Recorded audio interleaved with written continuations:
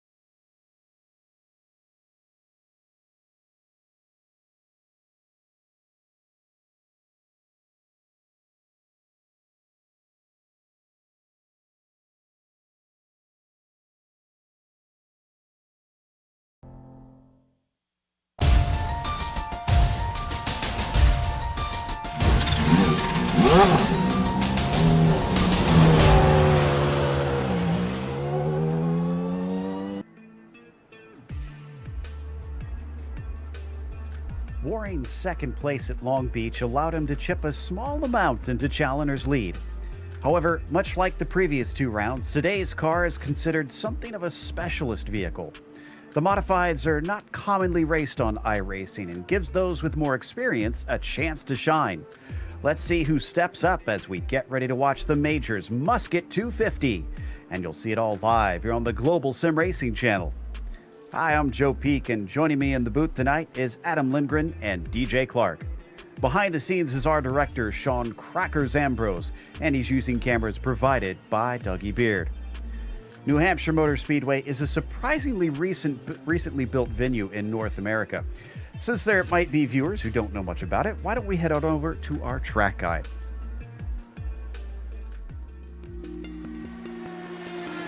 New Hampshire Motor Speedway, sometimes referred to by the name of the town that hosts the track, Loudon.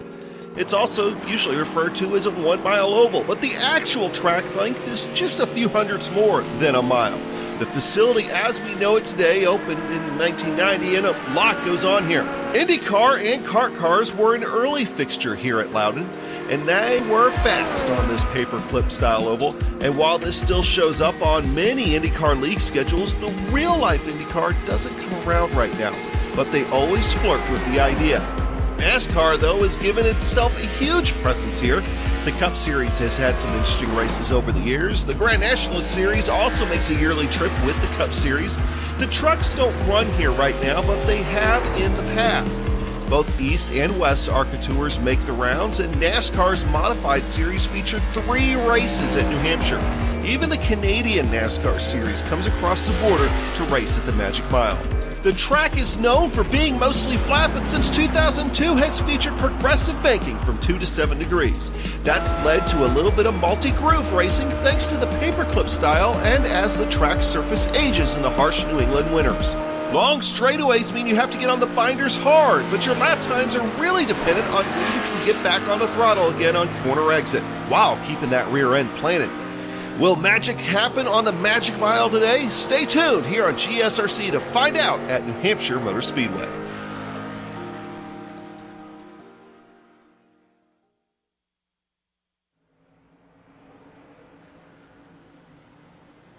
Adam, this is going to be something of a bit of a special round, not just because of the car, but this is a track that we also don't see as often. Absolutely. As was just mentioned in the track description, the New Hampshire Motor Speedway is one of the most unique ovals on the NASCAR calendar any year.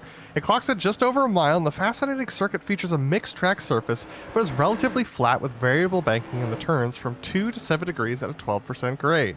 This, combined with the fantastic Wayland Tour Modified that they're driving today, means that there are multiple ways to try and effect a pass around this circuit. Any pass attempt will take a risky late braking maneuver, either around the outside, hoping the tires can hold the grip, or the inside, praying that the driver you're trying to pass sees you coming and gives you a lane.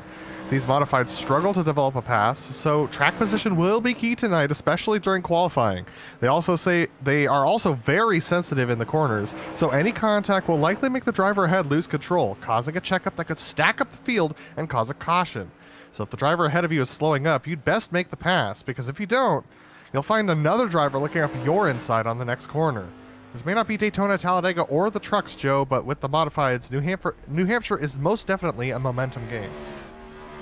Yeah, something that will give us quite a bit of fun out here today, no doubt. But let's take a look at the championship, which I briefly mentioned before. The Pro Drivers standings still has Christian Challoner up on the top spot, with Andrew Waring having closed the gap a little bit and actually jumped James Walker as well. A single point separating those two. Steve Driscoll still close in it, with Travis Warling 35 points back to round out our top five. We also have the sportsman split, which is just as valuable to a lot of drivers. DJ, how's that sitting? Well, Joe, it is very close all the way through the top five. You can see Justin Garrick on top, but only by a single point, with Gargaro Jr. and Halleck tied a point behind him for second. Sherburne and Gamble there tied for third as well. Very, very close. Only 4 points back off that lead. And Robert Deloach sitting back in fourth, 9 points back. Hectus and Gamillion there are 10 points back, so that battle for fourth just as close as well, all the way through the field, and a fantastic start to the season. Yeah, and then we have the pro teams as well, with Evolve Sim Sports 10 points ahead of Forge Racing Pro 1. 10 points may seem like a decent margin, but with a large amount of points up for grabs for a win, this is actually one of the closest pro racing pro teams competitions we've seen in years, with Kinetic America's Pro just 25 points back of Forge Racing Pro 1 as well. Dog Bear Red 56 points back of the lead, with Kinetic America's Pro just under 10 points back of them as well for fifth. So the top five, I mean, it's all to play for, Joe.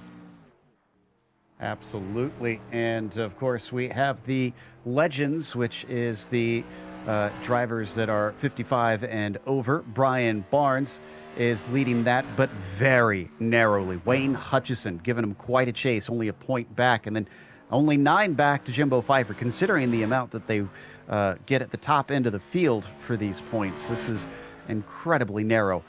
Brian McGreevy and Clark Archer rounding out the top 5 in our Legends.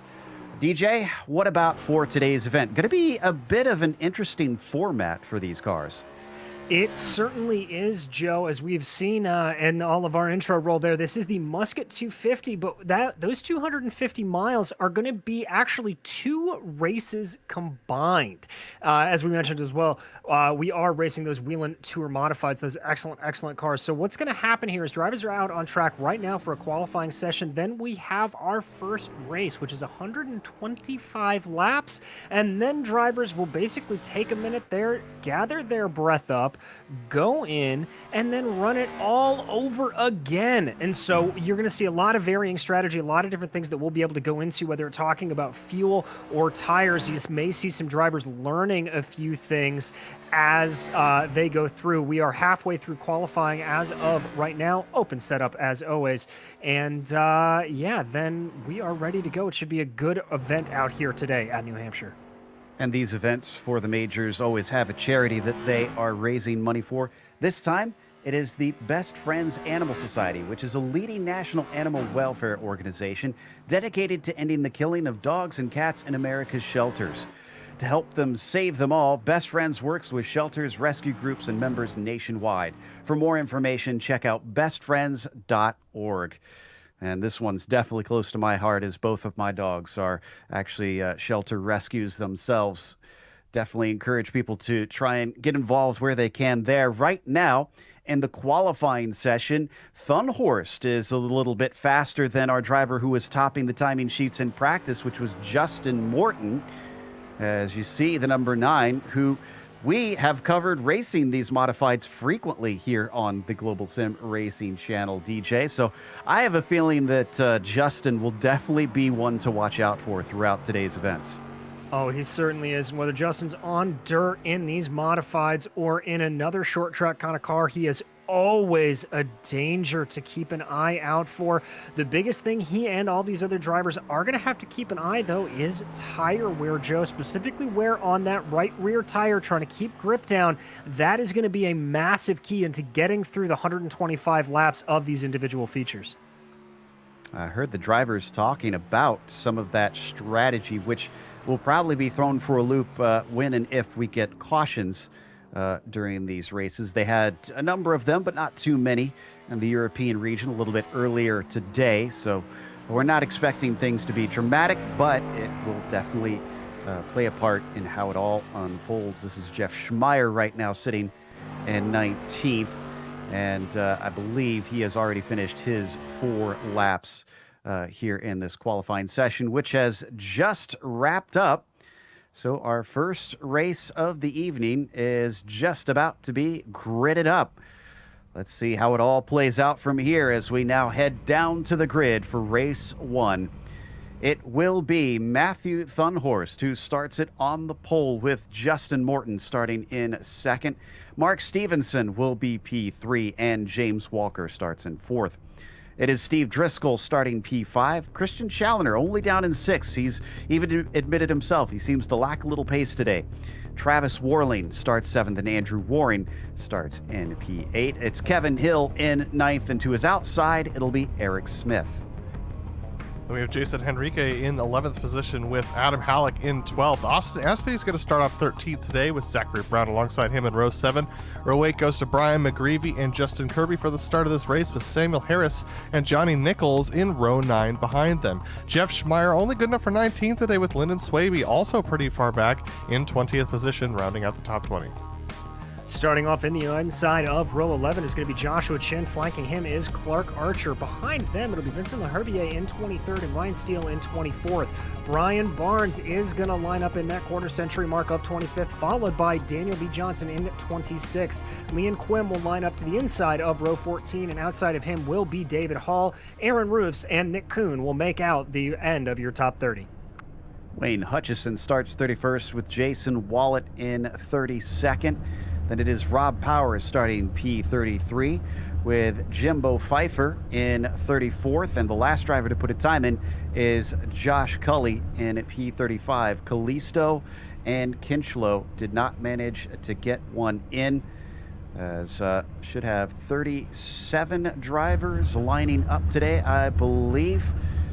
Looks like we're just about ready to go here, as we'll have one pace lap and then we will be released for 125 laps in the first race, and then 125 laps again in the second race tonight. We have a few on boards tonight, starting of course with Stevenson here, as we got a nice little face cam on him to see what his reactions are in the midst of the action. We also have one of our top runners in Justin Morton as well, starting on the front row. Not going to see his reactions as much, but we'll be able to tell where his eyes are looking, of course. And Roofs, finally, is the last of our drivers that we have signed in. There you can see another of our VR users for this evening, getting ready to tackle this interesting style of American racing on board tonight. Matthew Thunhorst managing to take the pole over Justin Morton, but it's not about that one lap pace. It is about 125 laps out there and managing these cars and the field over the course of the event. The pace car is in, and the green flag is out as Thunhorst gets a decent start. He's going to be well ahead of the 9 by the time they chuck it down into turn 1, but it's still side by side between Stevenson and Walker in the second row, fighting for third place. They come off of turn 2, still wheel to wheel. Absolutely. Christian Challoner with a good jump as well, up from P6 to P5, but now stuck behind that battle between Stevenson and Walker as they go into turn 3, 4 for the first time. Pretty tight stuff there from Stevenson as he actually washed up the track a little bit into Walker. Looks like he's going to have a better run off the corner as they cross the line to start lap 2. Challoner's watching all of this, hoping they get this sorted out, I'm sure. Doesn't want to get involved in anything too early here, even though they have a spare car in case they need it. He's now stuck on the low side as He's trying to overtake the 97. Stevenson now solidly into third. And Joe, looking at Challoner's line, he was taking a very, very aggressive approach into turn 1 and 2, more narrow than anybody I'd seen else on track. So we'll have to see for Christian if that's something he's going to prefer to keep doing, or if that was a one-time option. He's still trying to get up alongside Walker, but not able to do it down the front stretch. He gets back single file, which includes much of our field now, as they all get settled in for the long haul. First side-by-side battle is the 52 and the 36. This is for 11th and 12th, Halleck and Hill. Absolutely, Kevin Hill stuck on the outside. Actually, they make contact as they go down the back straightaway between Alan Halleck and Kevin Hill, but they're able to sort it out. This actually gave Halleck the position, so that's all sorted out. Now that's Austin Espedy who's stuck up behind him, and then we have a side-by-side battle tucked in behind them as well. It's Brian McGreevy tucked up behind Justin Kirby for 15th and 16th as well, and still more side-by-side battles going on behind them. Yeah, that side-to-side contact, DJ, that's something they've got to, I guess, almost treat these things like Indy cars, because technically they are open wheelers. Yeah, and you can definitely get a big bump if you run into each other wheel to wheel. You've got to be very, very careful with that. And I have to say, it looked like that was a little bit of a fade down there from Smith. But we check back up at the lead. All four of our leaders at this point, Thunhorst, Morton, Stevenson, and Walker, all Forge Racing drivers doing a great job to hold down the early pace. They've got something special inside these cars, at least at the start. Can they hold this up? Managing to fend off our only multi-time champion in the majors, Christian Challoner, who's still within the top 5. So far, things are really starting to look like the drivers are more concerned with just rifling off some laps. We're now watching Justin Morton as he chases his teammate Matthew Thunhorst, just trying to stay as smooth as possible, but it does look like the track is fairly bumpy. The track looks pretty bumpy for these drivers for sure, especially through the corners. 1 and 2 tends to be a little bit more undulating for those drivers. Just a little bit of a report, Lyndon Swaby actually started out from the pit lane, even though he qualified in 20th. So he's actually half a lap behind our leaders, which is causing a little bit of an issue for him. And if the leaders catch up to it, which they will, considering they're all running in a pack, that could cause some issue for our leaders as well. But Justin Morton doing a great job, just hanging on about 2 tenths back of the leader, Matthew Thunhorst, his teammate. There you can see just an absolute string of cars already running. Lyndon Swaby, the only one really not with the pack currently, because he started from pit lane. The 100, I guess, maybe afraid of some action at the beginning. That or he had some sort of we've had a car problem. That looks like Kirby in the 43 in pit lane. But this is way too early to be able to make it to the end on fuel, I think. It's possible that he only had qualifying fuel in the car. If that's the case, then he's in the box, no jacks, so looks like he's just getting fuel. That's possibly what happened. Well, these things, from what I understand, take a long time to fuel as well. So this... Oh, and we have a caution. That might save his bacon a little bit. It is Aaron Roofs. The 26 up on the high side of turn 3. I think he got some help, unfortunately. Let's take a look at the replay. This is going to be with Hall to his inside. Yeah, and this was a little bit of help, actually. He gets a little bit loose coming off of 2. Now going into 3 and 4, he decides to try and take that middle lane, and the 10 was just up off the bottom just a little bit because the bottom doesn't have as much banking. And so they end up making contact, and Roof goes around. Doesn't look like he's going to have too much damage, so he still should be able to run, but he's lost a ton of track position, which is so key around here right now. But our leader's already in the pits. Interesting. Did not expect to see them down like this, especially knowing that they only have 2 sets of tires per race. So right now they are on their first set. They can change them once, and then that is it. Ooh, the 97 missed his pit stall, had to back into it. I'm guessing maybe just topping it off just to shorten the fuel stop later, maybe, DJ? Yeah, I think that's the logic here, Joe. I mean, take every chance you can get while they're under yellow to try to extend so that you can take every pit stop you can while not on a green flag racetrack. So it'll cost him track position, but I think with all of the Forge guys running together as they are, they think there may be a little bit of herd mentality that they can work their way through the pack as a group. Well, the one driver who's going to benefit the most from that is Lyndon Swaby, who started from the pits. So he's now up to 12th position, and he gains that track position back only after 10 laps. So he could, if he plays the strategy right, he's right back in this, Joe. All right, so the Kinetic Racing driver. Oops, sees another driver peeling into the lane. Vincent Leherbier and Lynn Kinchlow jump into the pits as well. So looks like these leaders taking that pit stop has really thrown everyone for a loop. Really did. And when they came back out, Thunhorst was ahead of Morton. Stevenson sitting in third. Challoner, though, fourth of those to exit out. The 97, who we saw miss his pit stall, wound up losing his spot from that one little error. Shows you how important it is to be on your game. No matter what, on these oval races, you have to have everything sorted out. I believe we saw the lights still on. Yeah, lights are still flashing on the pace car, so we'll have at least one more time around. Yeah, and DJ, that first caution really illustrates just how sensitive these cars are when they're going through the corner. They may not look like the fastest machines of the world, but they're still on the edge of the grip that the tires that they're driving on provide when they're going into the corner. They really are, Adam. And, you know, these cars have those massive rear tires that do get a lot of bite, but you are just putting so much torque and horsepower through the back of it. You've got to be so careful on the wheel, making sure that you're not getting too loose with all that power coming through, as well as being very careful with your throttle application. There's a lot of crossover here in driving a dirt car in terms of just how much slip you want to actually be able to put into the car, trying to minimize the sliding across the asphalt that you're doing, because obviously that will wear down these tires in a great way.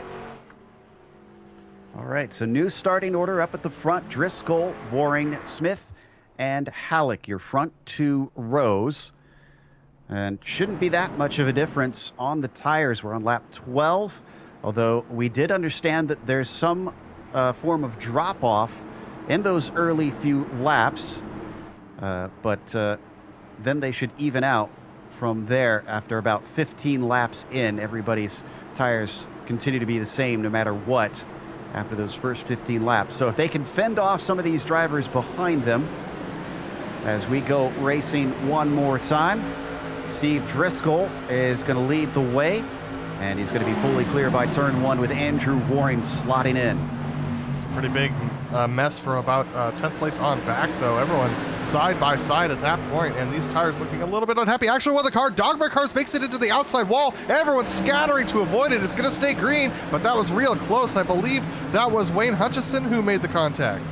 And it was Justin Morton that caught a little bit of as well. Very good job for the number 9 to keep that thing pointed the right way. Lost a little bit of momentum, but able to keep going. Wow. Drivers obviously having to worry about these restarts because cautions can sometimes breed cautions.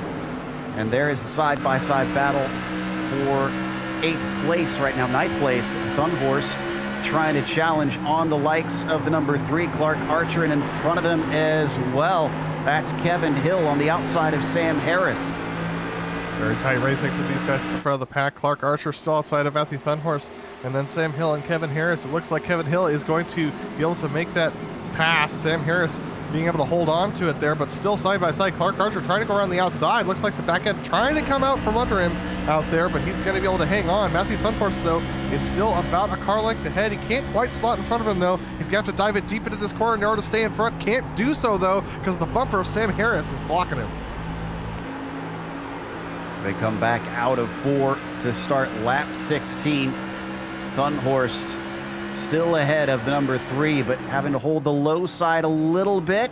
And there the 3 just absolutely chucks it in, maybe a little too hard, because now Stevenson manages to get underneath him. And indeed, the 53 is going to be able to get by and get himself into the top 10. And I think more than anything, Joe, that may have been a little bit of a teammate help there from Stevenson. Oh, almost contact between him and Archer. Archer preferring that high side, but that car's getting very squirrely.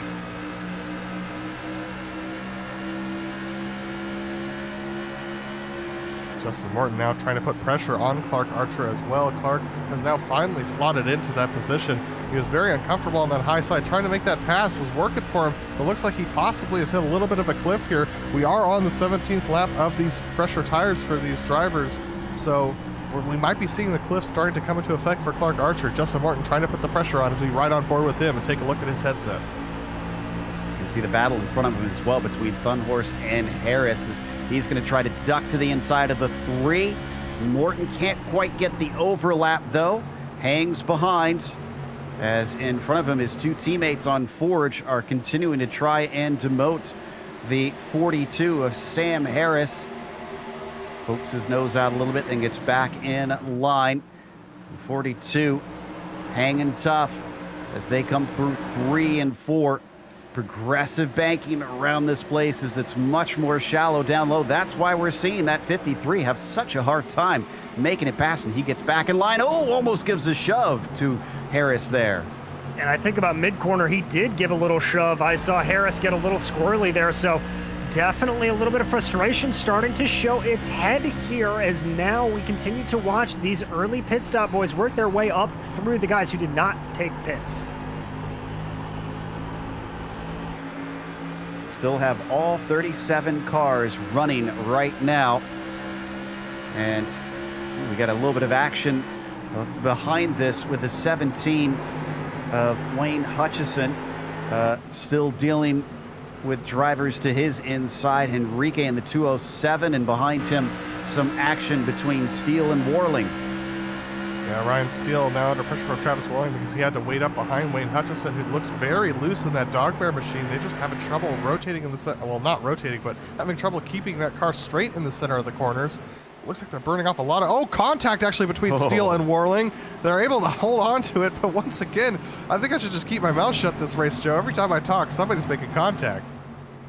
Now, they've gotten away with it thus far with only a single caution, sending it into turn 3. Otherwise, they've been taking heart for this sort of short track style racing that the modifieds tend to promote.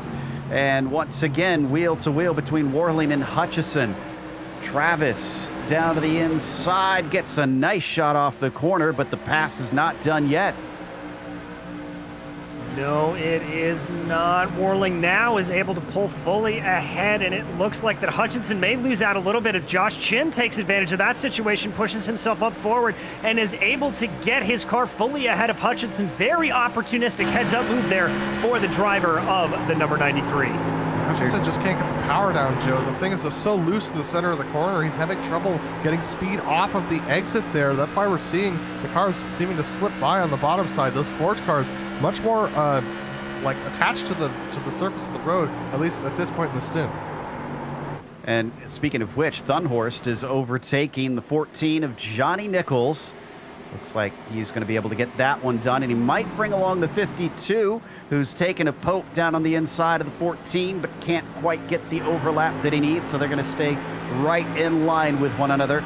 Getting ready to start lap 24 now.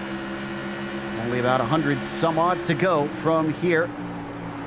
So we ride on board, watching as Nichols is going to keep Kevin Hill behind him, swinging out wide. But man, look at the pace that the 98 has already on the attack with just a lap after his pass, and he overtakes Austin Espedy, making it look like it's easy. He's making it look like these other cars are standing still out there. Joe Thunhorst just on an absolute tear here. I really and truly think he knows that he has got a limited time to get those fresh tires working to keep his advantage, and he wants to make the maximum out of that. Absolutely, and Thunhorst almost to the back of Adam Halleck, his teammate, who decided to stay out and buck the strategy that the rest of his team did. And so it's turning out that taking that pit stop has worked out for Thunhorst. He's back up there into that top 5 position. And these Forge racing drivers, we know that they made some alliances with some of the other teams, at least in the European region, to work on setups for this particular race. And you can see just how much more data can help you out, especially when you're doing such millimeter perfect driving as you get on ovals. Up at the front, things have been a little bit interesting because Andrew Waring has been keeping Steve Driscoll accountable here. It's only 0.2 of a second between them and has not let that 51 gap him at any point since this restart. Yeah, both of them evolved teammates just hanging out at the front right now. ever since that interesting decision from the Forge boys to come into the pit and drove most of the field with them. They're just hanging out on the front of the field, but they haven't really been able to create the gap that I think that they would like. It's still only about 7/10 of a second back to Eric Smith in third position, and then we have the two Forge boys of Halleck and Thunhorse who are starting to gain, and I think Thunhorse is going to make a move on Halleck within these next couple of laps. Doesn't make a move here through 1 and 2 quite yet. Thunhorse has definitely been charging through a lot easier than most of his teammates behind him. They're still stuck back there outside of the top 10. That one definitely looked a little bit coordinated as the 36 lets him by. And now he sets his sights on Eric Smith. Now this is one of the first bigger gaps I think we'll see Matthew Thunhorse try and chase down. It is about 0.8 of a second to try and claw away at the 32. Nice battle down for 8th position, DJ, between Kevin Hill and Mark Stevenson as they're side-by-side battling there. Mark Stevenson setting it really deep into 1. Yeah, I was keeping an eye on that myself, Adam. Just really trying to do anything he can do, Stevenson, to get back up. A little bit of an inside-out move there, running the car wide on the exit of turn 4, trying to maximize as much momentum as he can. It looks like he's got a little bit more speed coming down the straightaway here as they cross the timing and scoring line, but not enough to really make the move. Stevenson just having to do this very methodically, thinking about where he's going to make this happen. Now, what I've been hearing from drivers is that this is very right rear limited, the way the cars are driving. And since they can only change tires once per race, they've got to watch out for those. What kind of stuff, DJ, can they do to try and keep from wearing out that specific tire more than the others? Well, Joe, one of the easiest things that they can do is to be very careful on throttle application. Any sort of spinning of the tires, getting onto the throttle too early, that's going to really wear out both of the rear tires. The other thing is that you want to minimize any sort of movement that you're making mid-corner. Over moving the car through the corner, having it change a lot of directions, that's going to wear the tires out, and it's just keeping it as smooth as possible, following the arc of the track and minimizing any sort of tire squeal that you'll get over the top. And contact between Stevenson and Hill there, side to side, that's going to allow Stevenson to eventually get ahead of him. Just almost pinched the 52 up into the wall. Now he's going to try and come back at him as Hill looks down low. Can he manage it? No, he breaks a lot earlier. Oh, maybe that was too deep from the 53 as he slides his way into turn 3, but he does hold on to it, and he'll retain that 8th place. Just a little update about the front of the pack. Eric Smith has been falling back from Waring and Driscoll in that 3rd position. Matthew Thunhorse has closed that gap and is now right on the back bumper of him for sure to try and make this pass. And he's got to make it soon because those two Evolved SimSports boys are starting to run away. And with those laps in free air, Thunhorse running 30.9s and a 31 flat. Driscoll, a 31 flat. Very close on pace, so it might be a little tougher for him to try and get that done, even if he does get by Eric Smith. He is really riding that bumper, though. My goodness, he's leaving about an inch or so between them. Exactly. I'm surprised that we don't see a little bit of recoil coming off the back of that car. Starts to look down to the inside there, but Smith doing a very good job of covering the line. Not exactly driving in an aggressive or defensive way there, but just making sure that he's got his line and he knows he's not going to let Thunhorse take it too easy. Continues to hound that 32, waiting for the right opportunity. Wonder if he's more concerned about the tires now that he's used them up a lot, trying to climb his way through the field. No, not concerned enough because he's going to get down low underneath the 32. Smith tries to hang tough around the outside, and he's going to stay side by side coming out of 4, but we have a caution, and I think Thunhorse was ahead. That looks to be, oh, we got a couple cars involved here. Challenger might actually be one of them. He was falling backwards before this caution, but Jeff Schmeier has blown an engine. Yeah, Challenger was involved. He was part of what started this. He had contact from behind from Zachary Brown. Oh, no. So Christian's going to have to take a spare car, most likely. He gets tipped around by the 28. There you can see the incident And unfortunately, a lot of people coming in. He gets another hit from Josh Chin. And then the smoke just made it hard to see as Jeff Schmeier has found himself with a huge run into the side of Josh Chin. Yeah, there you saw just a little touch that turned Challoner around. Then he gets hit by Josh Chin. And then iRacing's new volumetric smoke is so realistic. It's also nearly impossible to see through, just like real smoke. And so you end up with people driving into the smoke, not being able to see what's happening in front of them. We're going to ride on board with Chin and see what he saw coming into this. Nowhere where he could go. Oh, and there's the big hit that cost him that engine as it goes up in a puff of smoke. So in for his spare car and back out soon, as pretty much everybody said. How did the 90 get sideways on pit lane? Well, we saw this in the European race. It's possible that he made contact with another driver. He had to exit the pits without taking his pit stop, so this is going to be interesting. Here it is. What if he missed his pit stall, maybe? But let's find out. Here we go. He's going to come in right in front of the 207 and get turned around. This is exactly what happened in the European split too. We saw a very similar incident on pit road. People used to the cars ghosting, but they don't ghost until you get into those boxes. Yeah, just cut it a little bit too close to that car slowing next to him. Comes back around, and that'll send him well to the back of the field.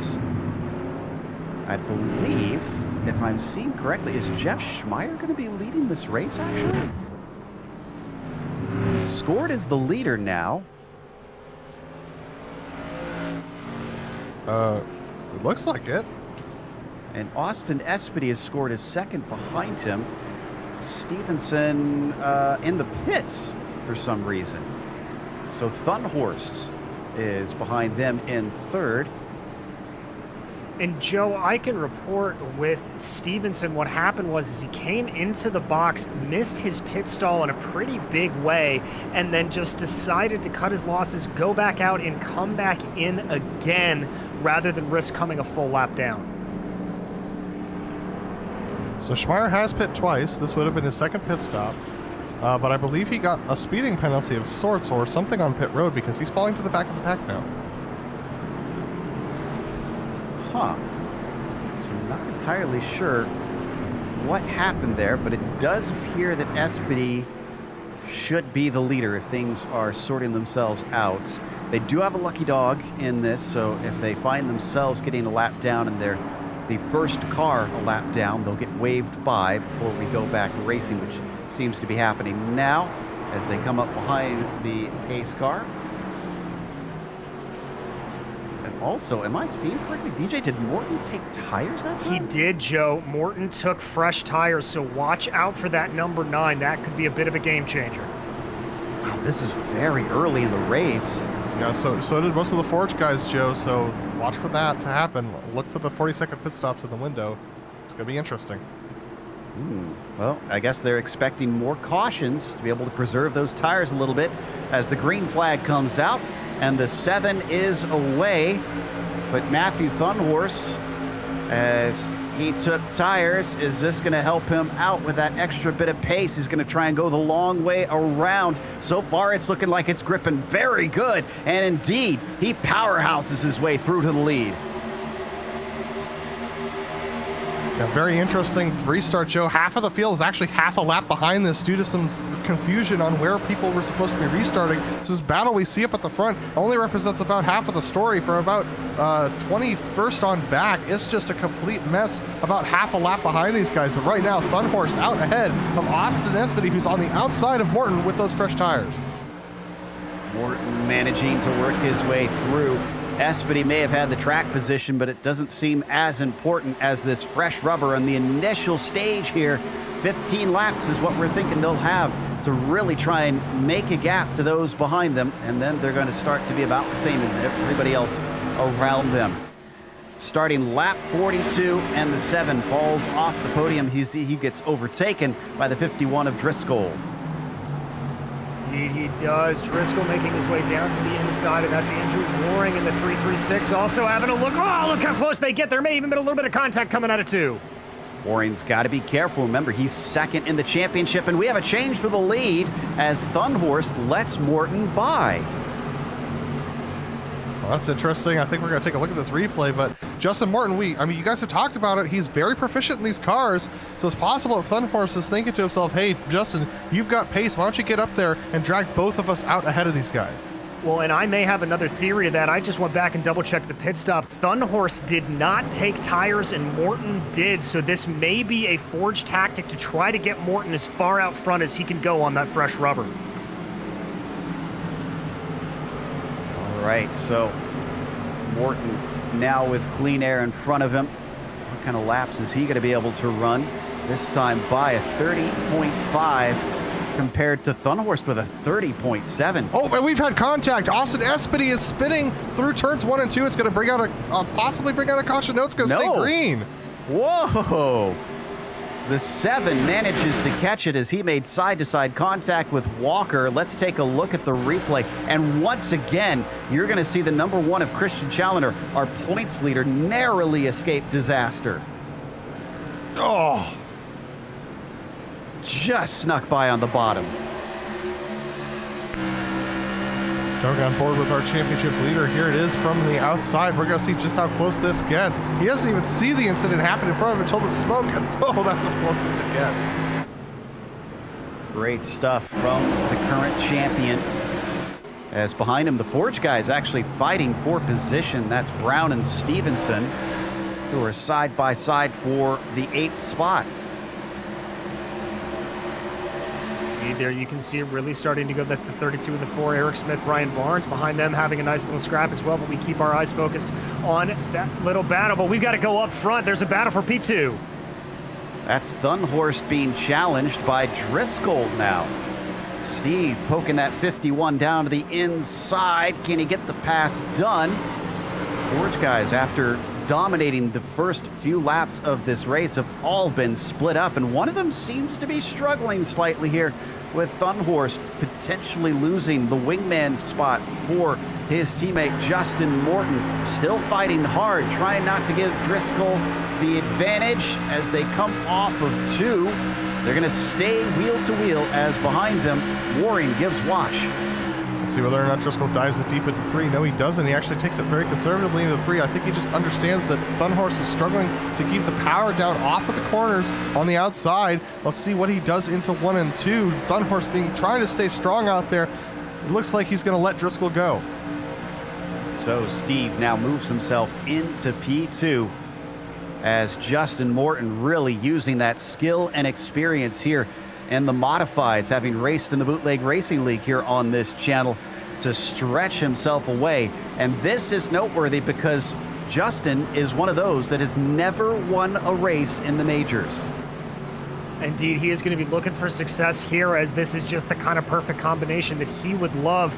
But Joe, I'm just going back and rewatching all of those pit stops again. He's going to have something else to keep in mind. Steve Driscoll also took tires. And Challoner's now being challenged by Stevenson down the inside. Stevenson takes 7th place. Zach Brown also quickly approaching, and he's going to try and get his nose in there. He's given space by the number 1. Is this damage limitation mode for Christian Challoner today? Well, Challoner, you put that 1 on your car, you put a target on your back, on your hood, on your roof. It's just exactly what happens when you have that number 1 on your car, especially when you've got an organized team like Forge going up against you. He's surrounded by 3 Forge folks on his front, on his side, and on his rear. He's got nowhere to go, and these guys are mugging him. Yeah, it looks like, unfortunately, he's not going to be able to close the door if Enrique can manage to get beside him. And then on top of that, they've got Eric Smith back there in the 32. They could continue to try and freight train this number 1, but he's making a valiant effort of holding on. Is he burning up the tires, though, fighting this hard? I gotta think he is a little bit, Joe. He's really chucking that car around the outside and trying to get a hard bite point, and it looks like the rear end is sliding a lot, so that can be very, very detrimental to the tires, and he just continues to be run on the outside, and it looks like there goes Enrique going on by. He's got the full nose ahead, and he's got to watch behind because Eric Smith wants some of the points leader. Finally, he finds a hole in the field, and Challoner slots in into 10th before Eric Smith can overtake him. But there goes the two Forge guys, Enrique and Brown, in front of him. Not missing anything up at the very front of the field. That's been staying single file since we last looked up there. And we still have 36 cars running. Poor Josh Chin has been in pit lane. I guess he forgot about his spare car, or maybe used it up for some reason earlier.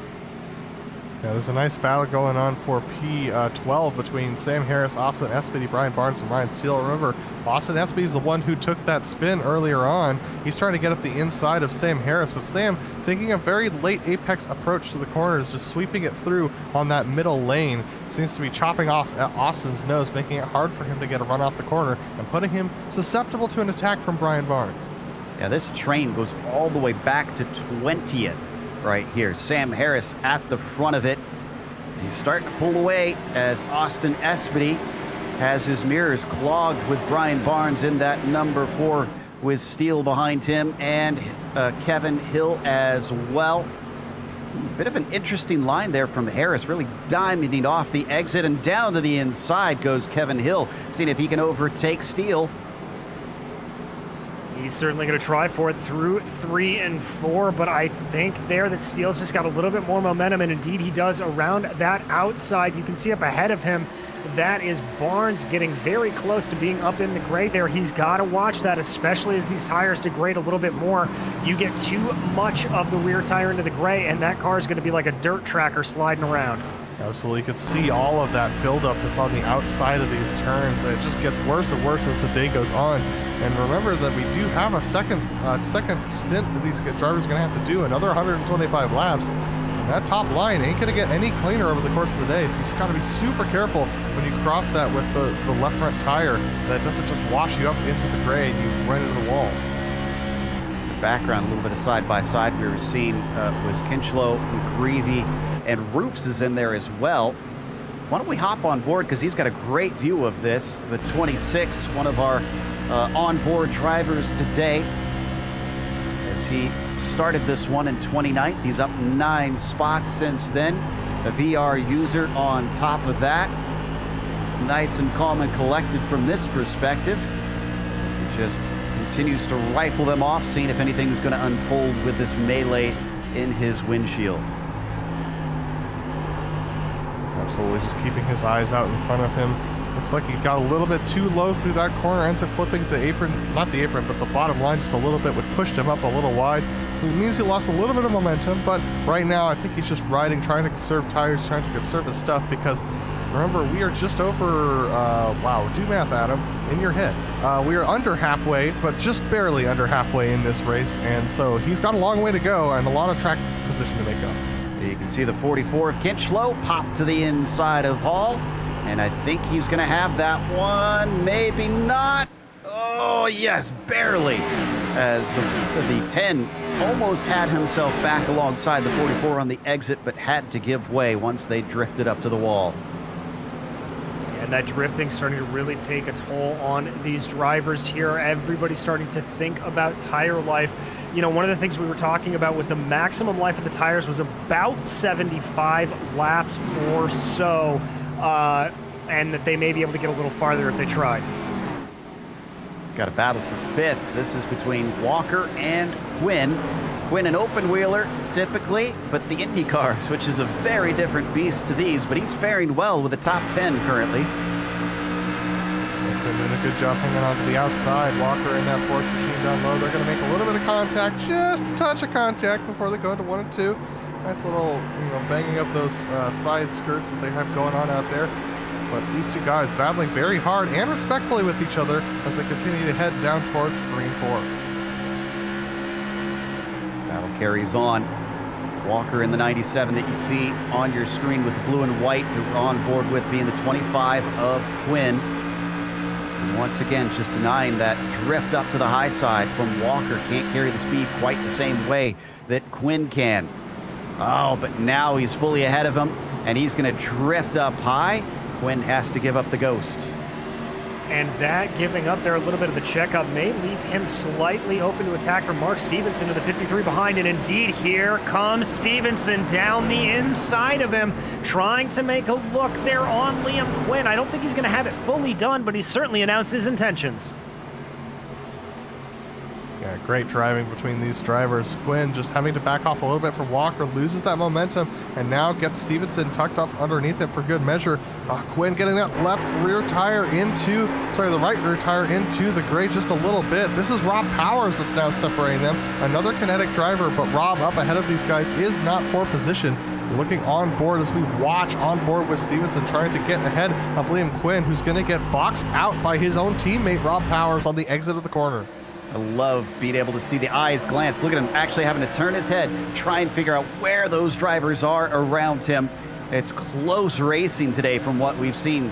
They have to be inch perfect out there, and he is going to be able to get by that lapped car successfully, thankfully. And you see that little wipe of the brow and a little bit of vocal relief there as he was able to get by the lap traffic and focus back in on the battle. Mark Stevenson very happy to be looking back at the back of his teammate of James Walker at this point.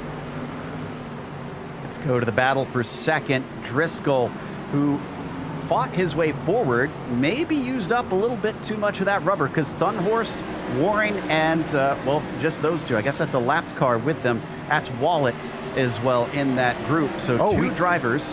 Go ahead. Joe, we just had a big moment between Liam Quinn and Zachary Brown, who almost lost it on the inside. We're going to take a look at a replay. This was side-by-side contact through 3 and 4. Sorry, 1 and 2. Yeah, here it is coming up to the first corner.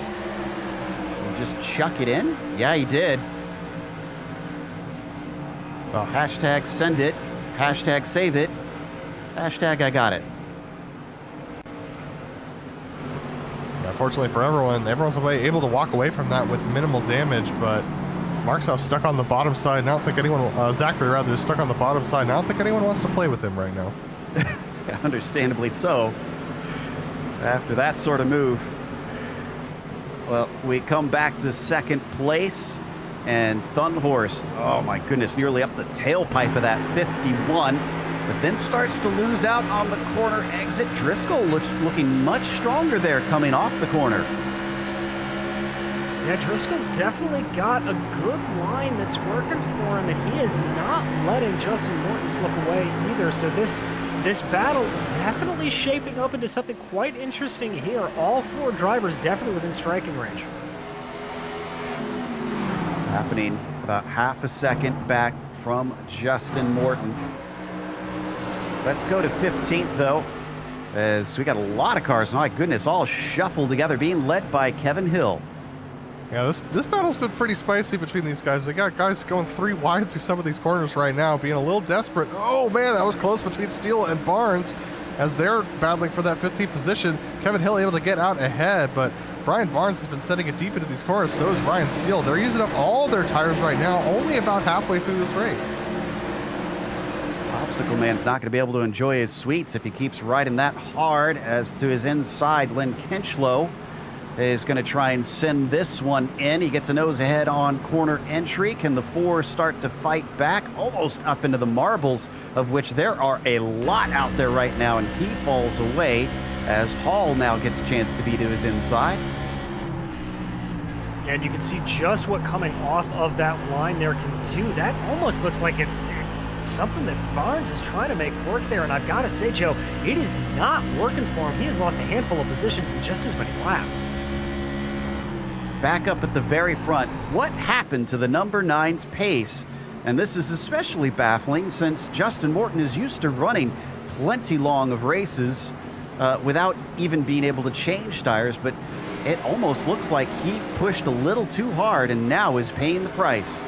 It sure looks like what's happening with him. He's really struggling to keep out in front of Driscoll. He's putting some pressure on. Thunhorst is now having to play a little bit of a distractor role, but look at this, off the corner, Driscoll just pulling so strong on the bottom line, not able to get enough of a run, but he might consider doing something here into 3 and 4. He thinks about sending it deep in, but Morton covers off that bottom, well, the second lane that is realistically the bottom lane, because the bottom lane has no grip right now. We are past halfway at this point. Remember, a lot of these drivers up at the front that we see took tires relatively early, earlier than halfway, which is honestly the most logistically sound spot that I would think you'd want to take it, unless we were getting some cautions. In that case, I would think the end, but they decided to go early as they come upon Vincent Larabier, who stays up high, lets them all go down low between them, almost drifting up into him. The 9 has to watch out so that he doesn't slam into the side of the Canadian. Doing a very good job. Driscoll knows he's struggling. And Joe, you and I have watched Justin many, many times in some of his other short track series. He is a very, very accomplished driver, but I have seen at times him struggle with tire wear, as here comes Driscoll finally taking that look down the inside, pushes Morton up to the high side. Driscoll now tries to power off the corner. Let's see if he can keep up the momentum. For all the marbles as they fight for the lead, we watch with Morton. See if he's glancing in those mirrors as he can't duck down to the inside to try and cover off. There is a car there, the 51, nearly making contact with that Nerf bar, and behind him, his teammate also struggling not to run into the back of him. Such close racing between these drivers. Funhorse has got to get his nose in there, try and make Driscoll think about this, because right now Morton's just starting to fall backwards. I think Morton's going to have to let Driscoll go, and he does. Let's see whether he makes a team move and lets Funhorse go as well. You saw a shake of the head. Oh, and he clips the wall. He drifts way too high and rubs the outside barrier.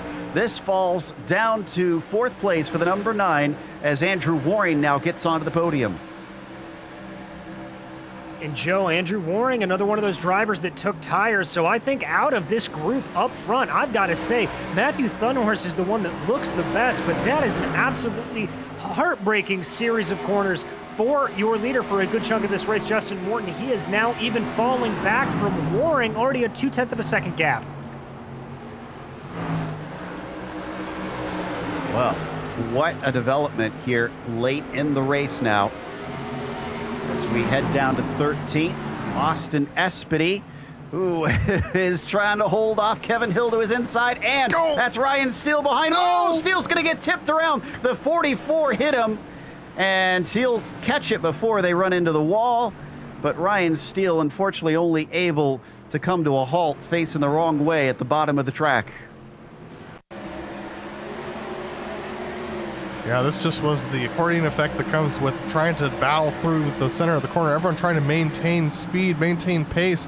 But look at this, everyone's just getting held up a little bit on the exit here. Just having to back off a little bit. That 44 just gets into the left rear bumper and ends up sending him around. Fortunately, not much damage for any of them, but it will bring out the caution, and this is where that strategy gets really fascinating. That was David Hall in the 30 who did a great job keeping out of that. The seas just parted as he squeaked by, and that'll get him 16th as 2 cars fall behind him. And now we see yet more pit stops, but some of these drivers do not have tires this time.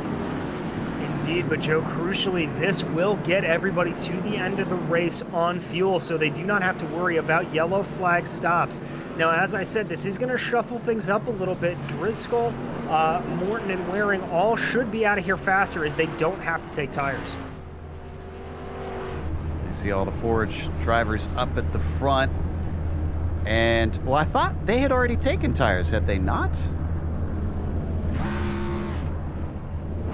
They were up on the jacks in their last stop, so I don't know. I don't believe Thunhorse took the tires.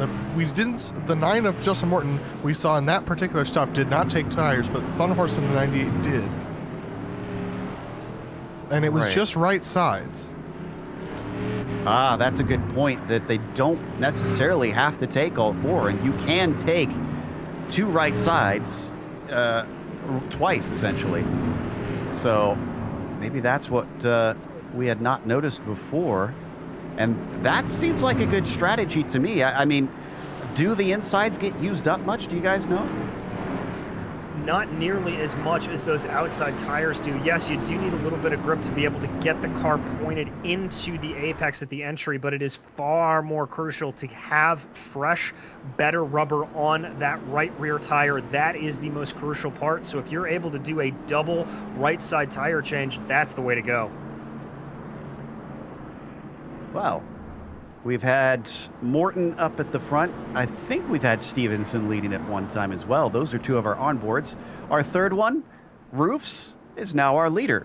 So, had some great views today from our onboards as the 26 is now going to be on the point, and we're going to get a couple cars that get waved by. Chin and Wallet, I should say, as they're behind the pace car right now.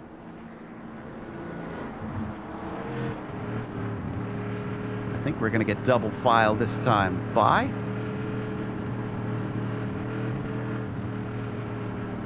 Here we are on board with Roofs as he's now leading the field.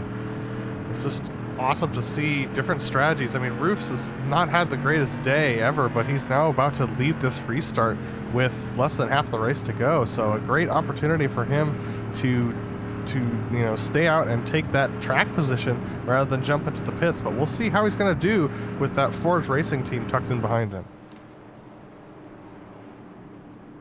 So let's watch what the restart looks like, as there's going to be plenty he's got to watch out for. And look at him glancing over at one of our other hot shoes that'll be starting next to him, Justin Morton, trying to watch out and see what he has in store with him.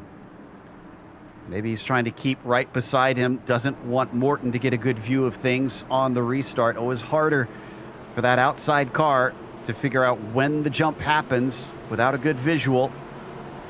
As they come out of 4, waiting for the green flag. And now he goes. Oh, but Justin Morton, a much better start. Once again, another look off to the right side. Another glance as they come down into turn 1. And the 9 is through. The 9 is ahead. He can't quite slam down at the bottom yet, as Roofs is trying to keep him honest, but coming off the corner, he doesn't have the grip. The benefits of VR, Justin Morton able to look right out his left side and keep his eyes on Aaron Roos, but now Roos now passed by Thunhorse as well. That staying out is making him fall back, but remember, Roos was back in about 20th position before this caution, so anything that keeps him up there is going to be helpful. But now Driscoll to the outside as they start the next lap. Do we know if Roos took tires this time? No, he didn't actually pit at all. So he is on much older rubber than a few of the drivers around him right now, and it's showing as he drops like a rock already to 5th. Yeah, and crucially, Joe, he's going to need another pit stop to make it to the end. My calculations, he should only be able to get to about lap 115 on this tank of fuel, so that's not going to be great. But Thunhorst, who did take those right tires on that last stop, he is currently out in front. He's overtaken his teammate Driscoll, still with them as well. They've certainly been some of our major players for much of today, as James Walker back in 4th, followed by Zach Brown, who's doing a fine job up there in 5th, having started this race in 14th. But certainly looks like Aaron Roofs, unfortunately, going to be paying the price for being out of position as he continues to drop backwards and backwards. Next up for him is Andrew Waring, 2nd place in the championship points, sends it in deep, keeps it out of the side of the 26.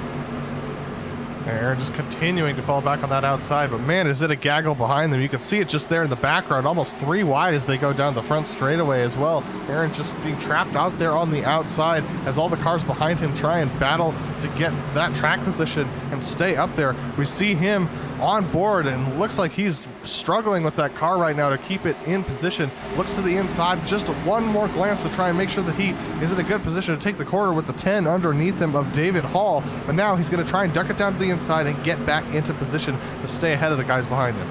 Certainly looks like a lot of wheel movement there through the corner, trying to steer that thing around. So down to 12th position for Aaron Roofs. He was overtaken by Christian Challoner, who's continuing to try and make his way back forward after getting involved in an early incident. Behind them, some more side-by-side action.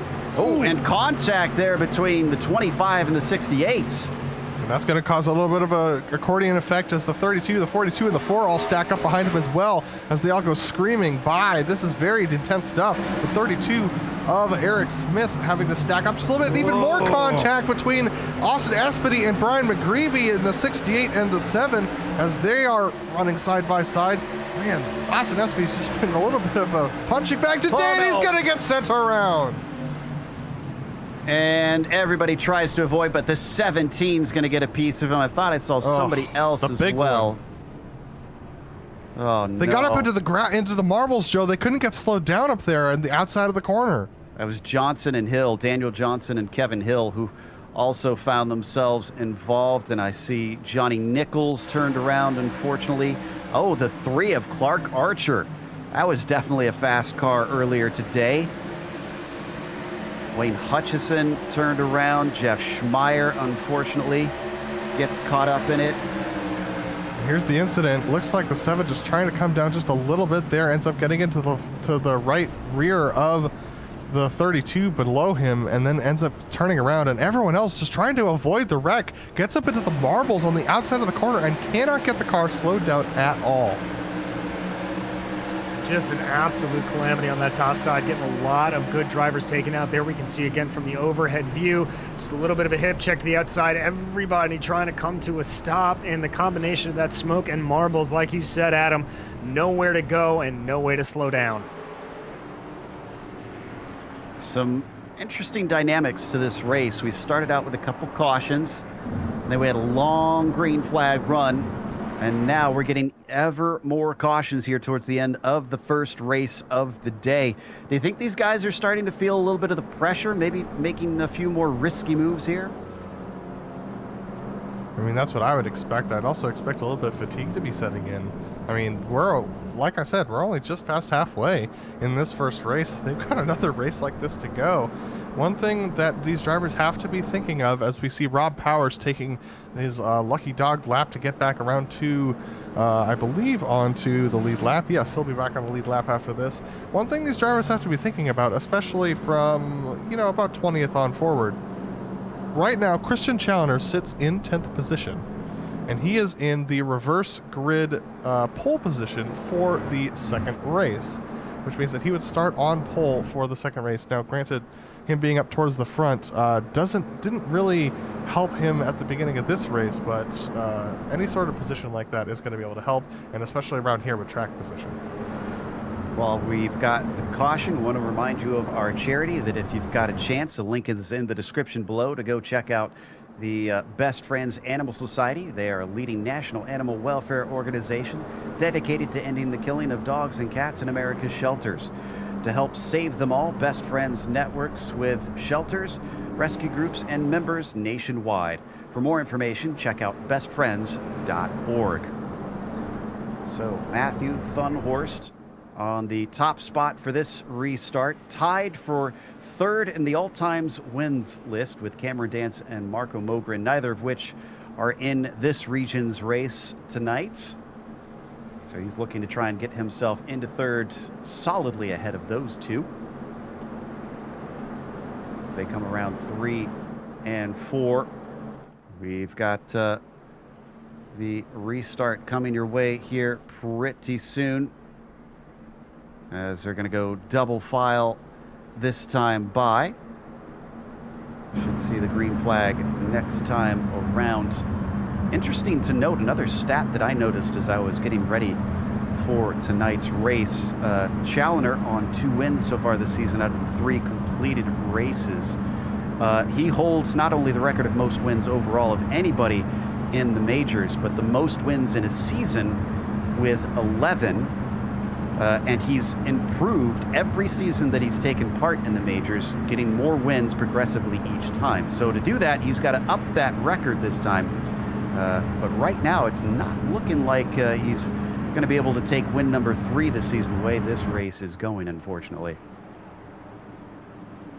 No, definitely not, Joe. And Christian, he's under so much more pressure as the majors continues to gain popularity and gain notoriety, and more fast drivers and fast teams are coming out here. So it'll be fascinating to see whether or not he can make it work in the second part of this race.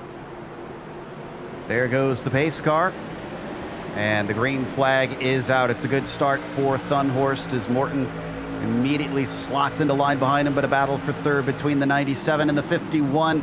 Chucks it down into the first corner.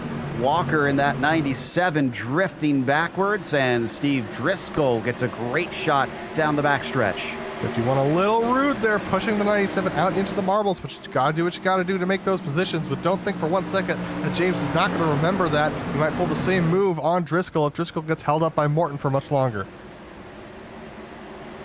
Going to start lap 92 now. It's getting towards the end of this race as they work their way around. The temperatures have been steadily increasing, even though we've got some cloud cover. 92 Fahrenheit currently on the track surface. Watching from on board Thunhorst, looking at a whole heap of angry cars wanting to take that spot away from him. Yeah, they're really starting to drive in there. You see Driscoll poking his nose to the inside of Justin Morton. Don't know if that move is going to be able to hold or not, but indeed it does. So here comes Steve Driscoll to the inside of the number 9, trying to hold that 51 down to the inside. They're going to be side by side as they head down the backstretch.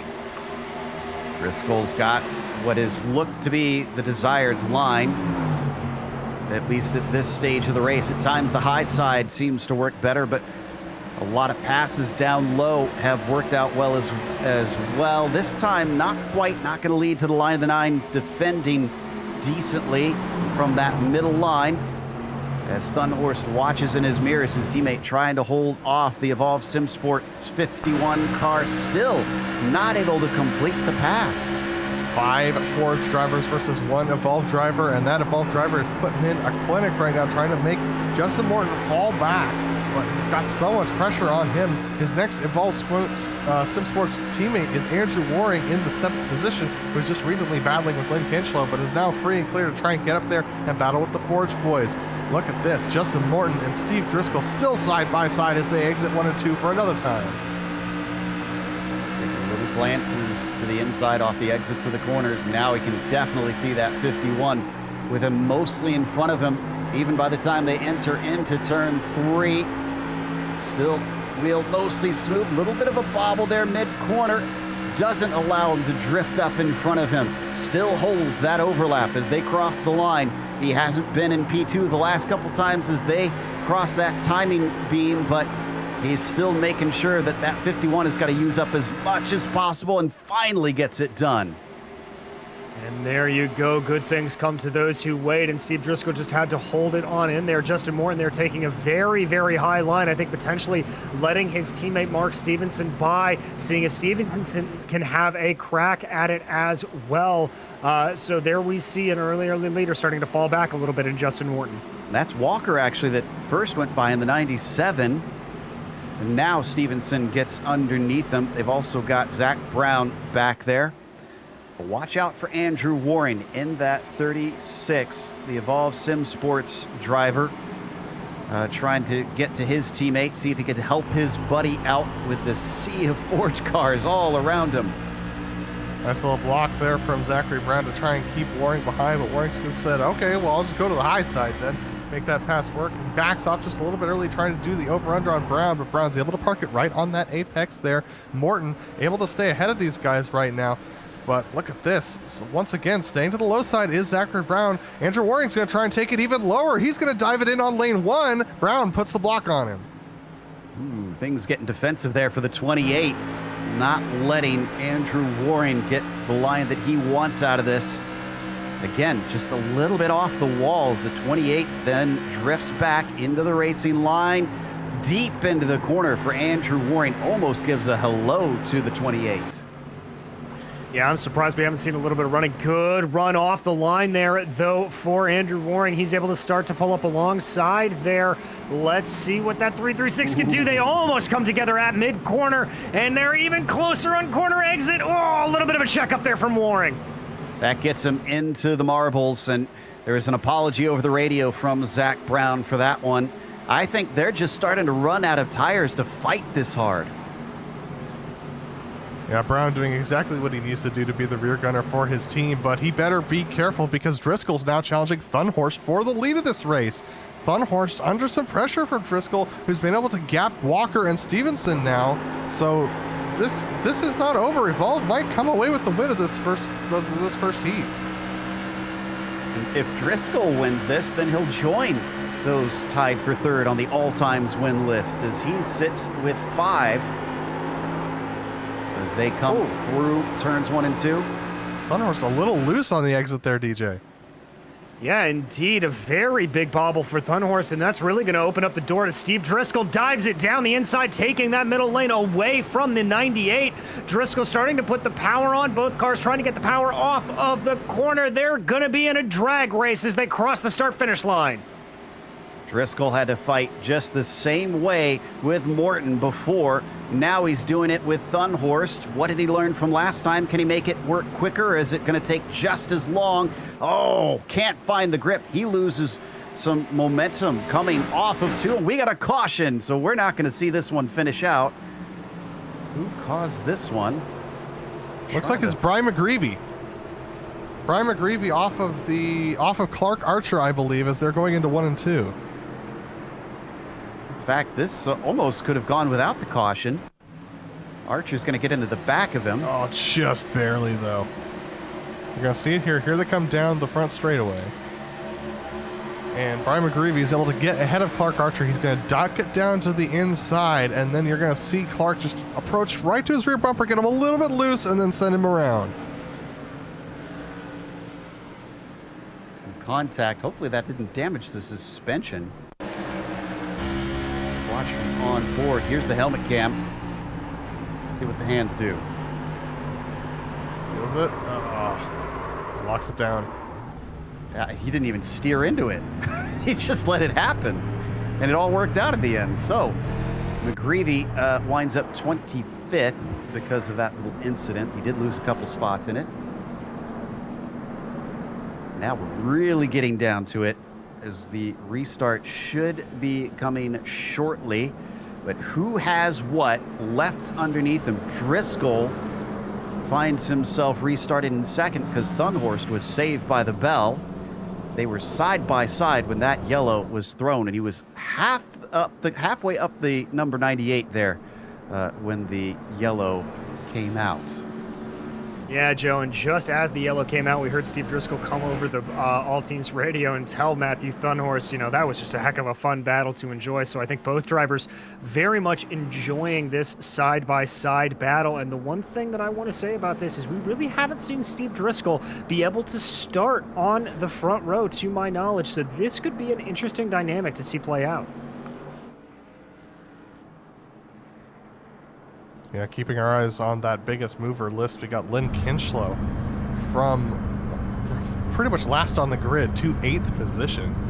Lynn starting off in 37th position up to 8th. I mean, what a great run from him right now. He's taken more pit stops than just about anybody. Actually, he is, him and Mark Stevenson have taken 4 pit stops. So both of those guys doing a great job. Lynn in 8th, Mark Stevenson up in 3rd position. So turns out taking more pit stops for that fuel doesn't seem to hurt you if you could play the strategy right the rest of the time.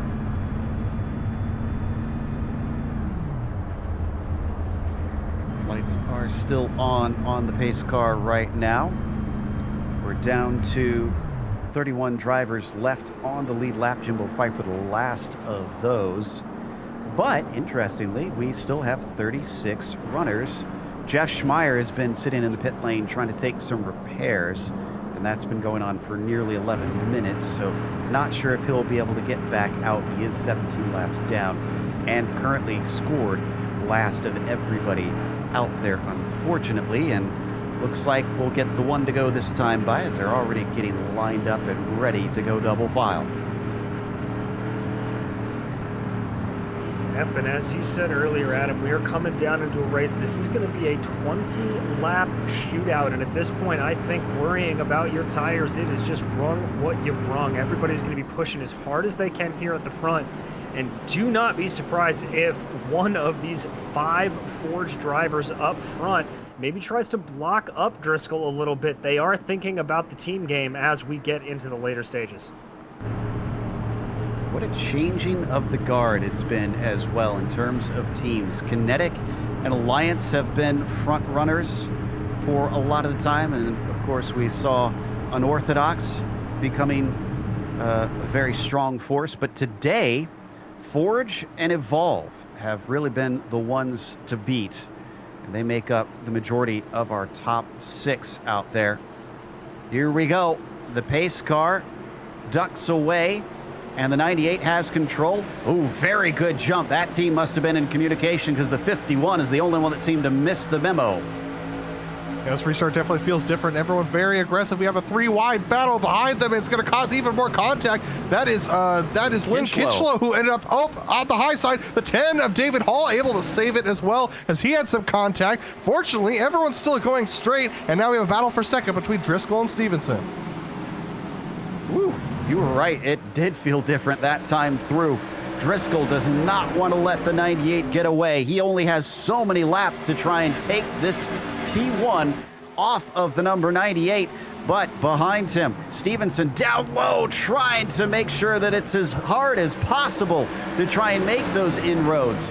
As the 53 remains side by side, they now come down the backstretch, and look at that, trying to break the slipstream. Matthew Thunhorst pulling down to the inside, giving a toe to the 53. Oh, and a hip check as Driscoll up into the marbles somehow keeps it from wrecking, but he pays the price. He's down to 7th.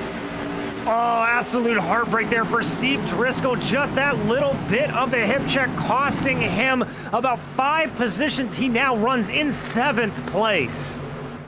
Oh my goodness. What looked like a driver that could be a winner here today is going to have a hard time doing it from here. As now Matthew Thunhorst has a half-second lead over Stevenson, but the other Evolve driver, Andrew Waring, second in the points championship. He's up to 4th now. Can he avenge his teammate? Yeah, like it or not, intentional or not, that's sometimes the way the game's got to be played if you're trying to go for a team victory here. But now riding on board with Waring as he's trying to hold on to that position. Look at this. Steve Driscoll's not done yet. He's going to put some pressure on Justin Morton to try and get around that pass around the outside. Yeah, both the Evolve cars are still fighting hard. In fact, Waring manages to get to the inside of Walker, managing almost to get into the podium positions.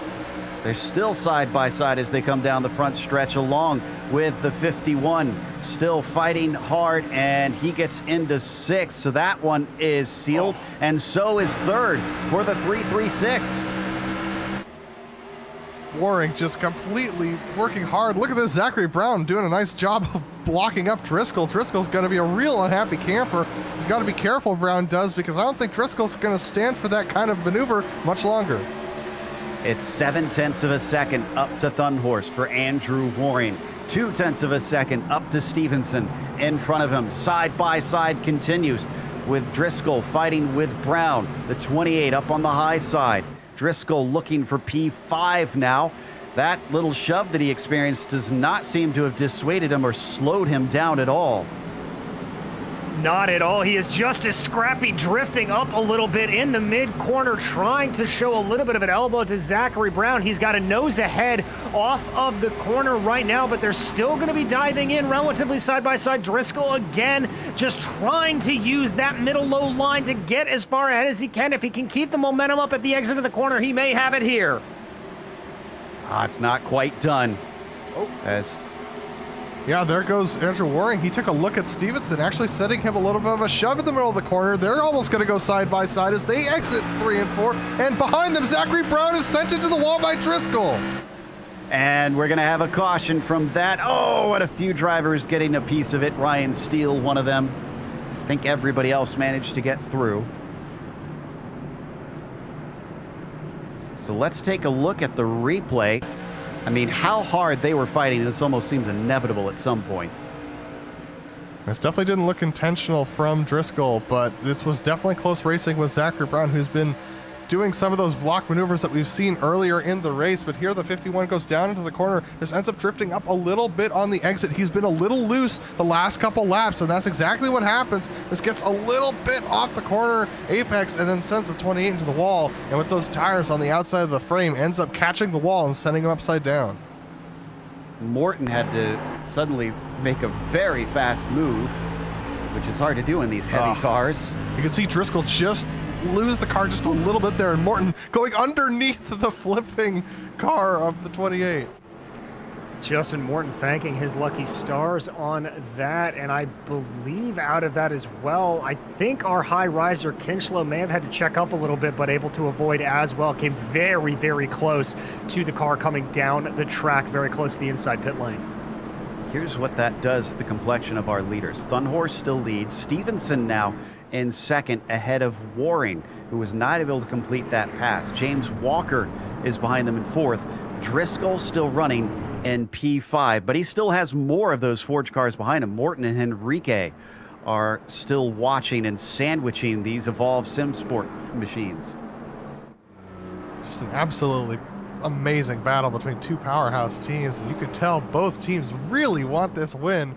And we got to keep in mind that reverse pole that's going to be happening here. Currently, Samuel Harris in 10th position would have reverse pole, with Christian Challenger starting second and Warling starting off in third, were we to finish in the current order. So we'll keep our eyes on that as well as we get towards the end of this race. We just saw the lucky dog go by. That was Justin Kirby, who's getting Justin's getting onto, actually I believe he will be just one lap down after that particular lucky dog, and we should be going side by side after this lap.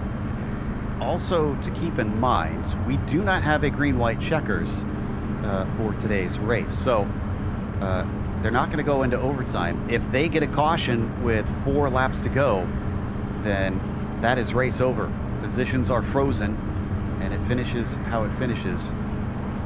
So we're watching from Stevenson's perspective here, second on the racetrack. Does he dare try and challenge his teammate for the victory? Well, we will have to see, Joe. And the other thing to really keep in mind about this that I keep coming back to in my head is we've got a whole other 125 laps to go after this. And I got to think the tempers are going to be running very high after the end of this race that we've seen. So I think the level of aggression that we're seeing from these drivers very well may carry on to the second stage of this race. Also going to be valuable points, not just for Waring, but James Walker behind him, Steve Driscoll as well. Those are all drivers who are behind Christian Challenger in the points, but are going to finish ahead of him on the track. And yes, looks like we should be going too wide this time by. Christian Challenger still sitting down in ninth, but this is only half the points here that they will score in this race. So it's not the end-all be-all. But right now, guys like Warren, Walker, Driscoll, they need to start making sure that Challenger does not get himself enough of a buffer that he can start points racing come the end of the season. And Joe, Driscoll and Walker are lining up, well, Driscoll and Waring are lining up nose to tail, so the two Evolved teammates are together on that bottom line to start this race. So the Forge teammates are a little bit broken up, but that being said, Driscoll and Waring are surrounded by Forge teammates, so this is going to make things very interesting for this race now. The only odd man out in this is the 9 of Warling, who races for Unorthodox. Everybody else in that top 8 are either Evolve or Forge, as the green flag is out and down to the inside. Matthew Thunhorse has a little bit of a problem, it almost seemed like, getting some wheel spin off the line down into the corner. He's going to be able to create a gap for the 53. Stevenson immediately takes it as Waring feels boxed in now down low. In fact, no, it switches back. He's boxing in Walker, the 97, up high, making sure he can't go anywhere. Such close racing. Look at that. The 53 tried to block in Waring, but Waring is very, very determined to get alongside. But Thunhorse starting to run away with this a little bit. Driscoll's got to get this move. Waring's got to get this move done. Driscoll trying to follow Waring through. But look at the 53 just trying to put his car down there, trying to block that momentum from the bottom side. Ooh, man, Waring getting a little bit loose off the corner. 2 more laps, and we are at the point of no return. A caution will end the race as they come down into turn 3. Waring, he might have second place here. He sends it in incredibly deep, almost brushes the side of the 53. And now Stevenson gets the advantage off the turn. It's not done yet, and now we're down to 5 to go. There you see Waring still getting the advantage through the early corners, starting to shift back to Stevenson on corner exit. But this is the farthest ahead. We've seen Andrew Waring almost contact between the 2 up front. They're still going to be side-by-side diving down into 3. Can't quite send it in with a slide job here to get it in front of the 53 as Waring fights on. this time leaving just enough space between them as they fly down the front stretch. 4 to go. If we get a caution, that is the race. Will they stay green? Gonna be very close between them. Also, I can report Christian Challenger just held off Josh Coley for the 10th position, so he is in position for that reverse pole. But Andrew Waring very securely in second at this point, unless Stevenson can hang it around the outside. Gets a little bit too high there. Waring's gonna try and drift up a little bit to cover off Stevenson's exit. I think Waring's got this done. He's gonna try and drag Driscoll through. Driscoll, a little bit of contact with the back Stevenson. It's not completely done, but I think it will be after this corner. Andrew Waring will be free to try and chase down Thunhorse, but he's got to do it in 3 laps, and we got a caution. That's it. That's the race. So Christian Challenger will start on pole for the reverse grid. Matthew Thunhorst holding off everybody. Andrew Waring and Steve Driscoll can't quite get there. And that one was brought out by Le Herbier. It was, David Hall in the 30. Unfortunately, this is one of our drivers well down the order. David K. Hall in the number 10,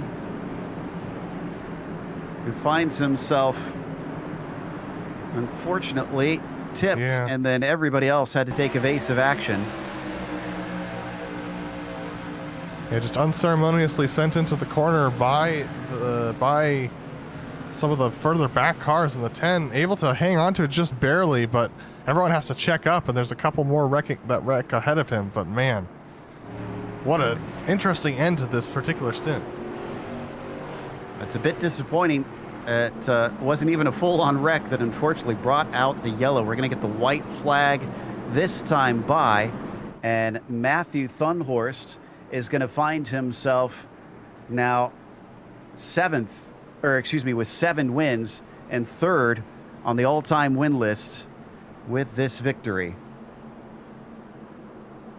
Indeed, it was just an absolutely stellar performance here from Thunhorst and really all of the Forge guys in this first race. A very, very good team effort. You saw how hard Stevenson and Walker were fighting with Waring and Driscoll, not doing anything nasty, let us say, but just doing good team stuff, trying to hold them off as much as possible. It is exactly the kind of thing we've come to expect from the majors, and it is just purely fantastic. I love that the majors brings in as many different types of racing as they can. And the fact that the modifieds have returned to the schedule definitely gives us a little bit of a peek into a few others that can challenge the might of Unorthodox or Kinetic or the likes of Christian Challenger or Blake Reynolds. And Matthew Thunhorst is going to be the one to win our first race of the night here at New Hampshire for the Musket 250. He'll be followed home by Waring. Stevenson will take 3rd, Driscoll 4th, Walker 5th, Morton in 5th, Jason Henrique 7th, Harris 8th, Worley 9th, and Challenger will be our pole sitter in 10th. That'll take us to a quick break here on the Global Sim Racing channel. We'll come back with race number 2, another 125 laps for the Musket 250 here in the majors. Don't go away.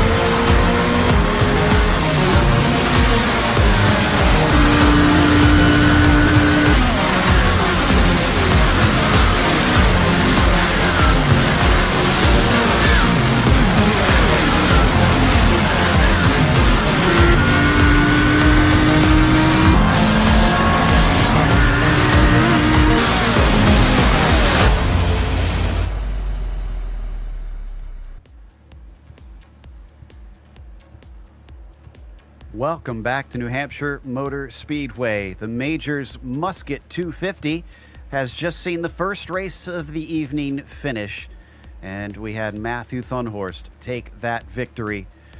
And we're getting ready pretty soon for our next one, as we are going to get gridded up with a reverse top 10, and it's 125 more laps. What did you guys take out of that first round? Anything that surprised you, or is everything pretty much as expected? DJ? Well, I think for me, Joe, it was sort of the loophole that we were talking about, that ability to take the two right side tires twice over the course of the race. That is a mega game changer, and it's a strategy that we're going to have to keep an eye on. And I'm going to be very interested to see if there are any drivers who did not know that was an option who maybe choose to do it in this second race. Yeah, and I'm very curious. I mean, it was awesome to see the amount of racing we saw at the front of the field, especially between the Evolve and the Forge guys.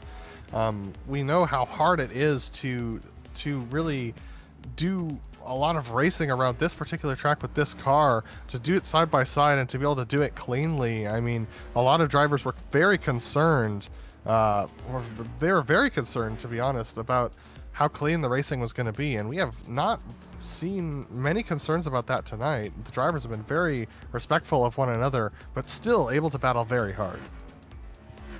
Yeah, there were some moments where I think tempers flared a little bit out there, especially at the end, as drivers felt the pressure to perform and get their points. But otherwise, I agree. I think that was some very good racing, and has gone to show that the Majors continues to emphasize drivers really familiarizing themselves and learning how to race clean and race the long run in this unfamiliar machinery, which they plop them in each round.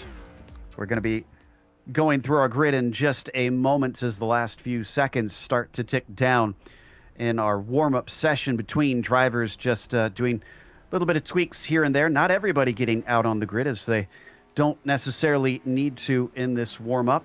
Maybe some trying to take a little break to get themselves refreshed and ready to go here in Loudon. So open wheelers taking their place out on the Magic Mile in New Hampshire. And as they start to line up now and the session ticks over, it is going to be Christian Challoner who starts this one on the top spot. It is Travis Warling who is on the second spot, with Sam Harris the inside of row 2. Jason Henrique will be starting in P4, with Justin Morton in 5th and James Walker in P6. Steve Driscoll starts 7th and Mark Stevenson in 8th. Andrew Warren 9th and Matthew Thunhorst in 10th. Josh Coley starts off in 11th position with Eric Smith alongside him. Ryan Steele and Lynn Kinshaw will start off on row 7 with Brian Barnes and Liam Quinn in row 8, rounding out the top 16. Then we have Wayne Hutchison and Johnny Nichols 17th and 18th. Nick Kuhn's going to be 19th, and Clark Archer starts off 20th. In 21st will be Brian McGravy, followed by Aaron Roofs in 22nd. Vincent LaHerbier lining up behind them with Lionel Callisto in 24th. Jason Wallet will be 25th, followed by Jimbo Pfeiffer in 26th. 27th is Zachary Brown, followed by Rob Powers and Kevin Hill. And Justin Kirby will round out your top 30. Adam Halleck will be 31st, with David Hall in 32nd. Then it's Austin Espedy, P33.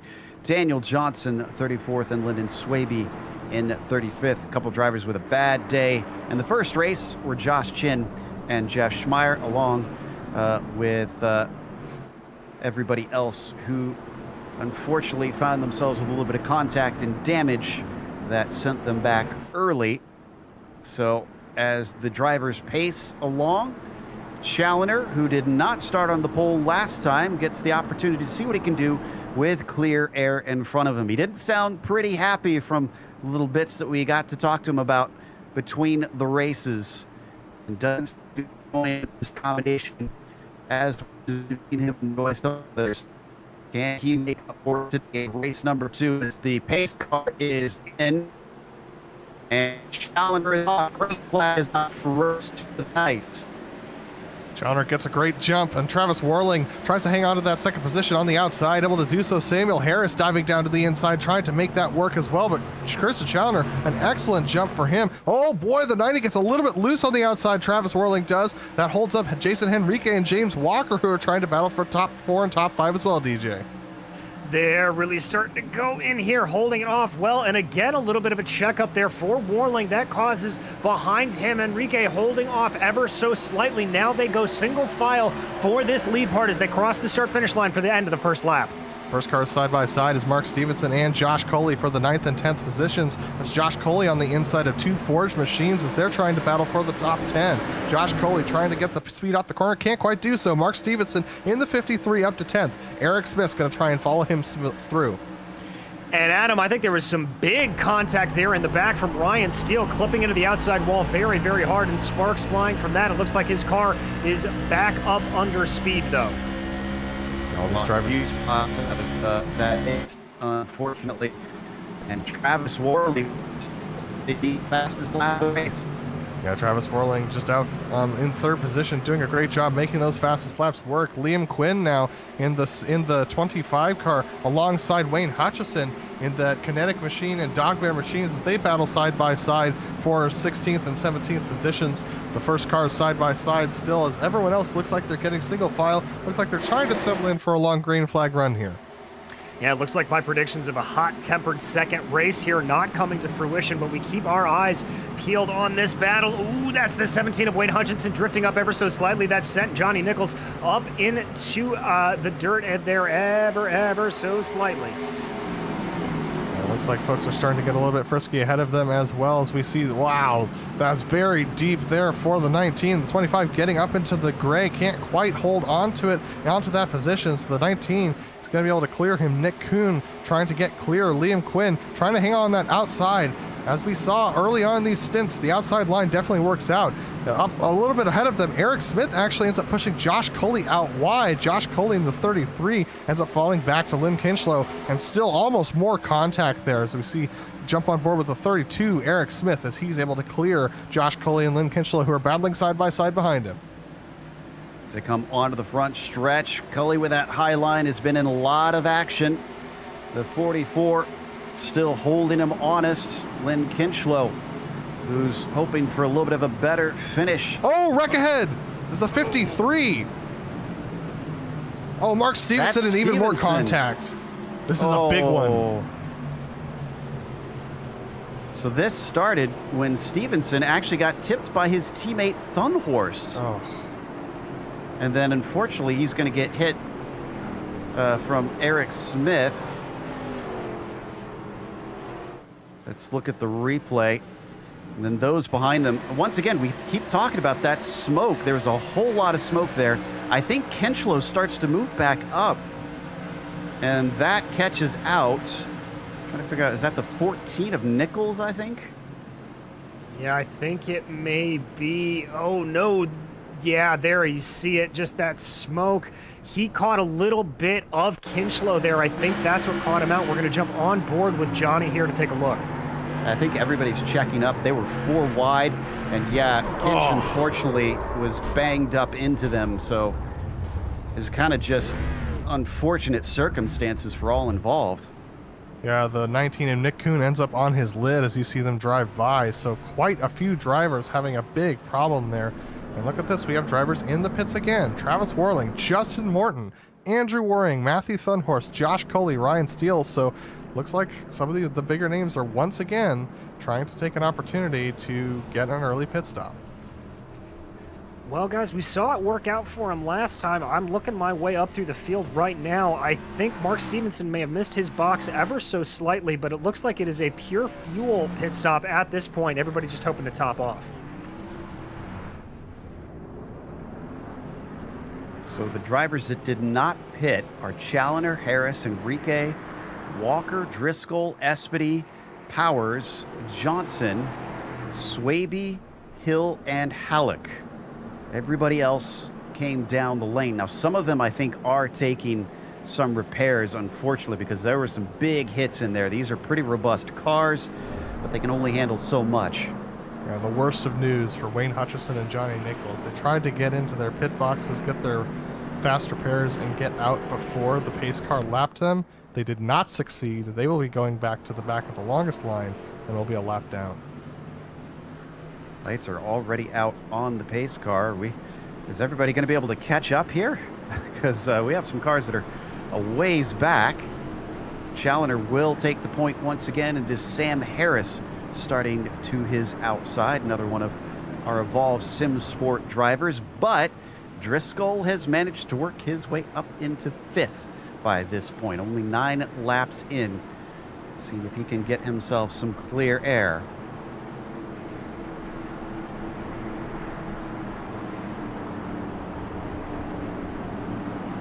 Enrique blinking a little bit there too, unfortunately, with some connection issues at this stage in the race as the pace car comes around, and now the sedan leaves them for the pit lane. The number 1 has control, and he goes early. Green flag is out. Very good jump from Challoner. Sam Harris, look at him move low almost immediately, trying to keep Enrique behind him. He's still fighting with his teammate, the 97. Up to his high side, we immediately have a caution, though. I think this is Mark Stevenson? Jeff Schmeier and Mark Stevenson, and they got held up by a car that was going slow on the front straightaway. I believe this was Eric Smith. Big checkup. No, this was Clark Archer that was going slow on the restart. Couldn't get it into second gear fast enough, and you'll see everyone stack up behind him. Testing out the front and rear bumpers of those cars. Yeah, that's Archer there in front, and then there's the big checkup behind. Smoke pouring out of that engine. Let's check that again. Well, that's the dangers of trying to take advantage of those checkups. Those in front of you don't necessarily know when there's someone charging up behind them, and they're trying to take avoiding action, so that's what happens. Didn't even get through the first corner, unfortunately, and we're back under yellow again. And Mark already pitted once, I believe, so... Yeah, he was involved in that first incident. Right, first big so one. if he's already used his fast repair, this might be the end of his day here. Wow. So one of our drivers who was looking at a victory in the first round and even finished on a podium might be done. Ah, there we go, spare car, but he's a lap down. That being said, you can still get the lap back with the spare car. You can't get the lap back if you're sitting in the hauler. True. Very true. But he's got a very difficult road ahead, I think, from here. Now down to only 5 cars that have yet to pit. Challoner, Harris, Espedy, Daniel Johnson, and Kevin Hill. Everybody else has been down at least once. Yeah, Joe, a lot of guys on this most recent one making either a second or a first dive back down pit lane. Driscoll, bunch of the guys that were riding up front that didn't come down on that first time, they decided to make the trip down this time. Once again, just trying to top off a little bit. That's a strategy that we saw work out for the Forge guys in the last race, so if it ain't broke, don't fix it. I agree. Well, let's hope this is not a sign of things to come, though, with another very quick caution.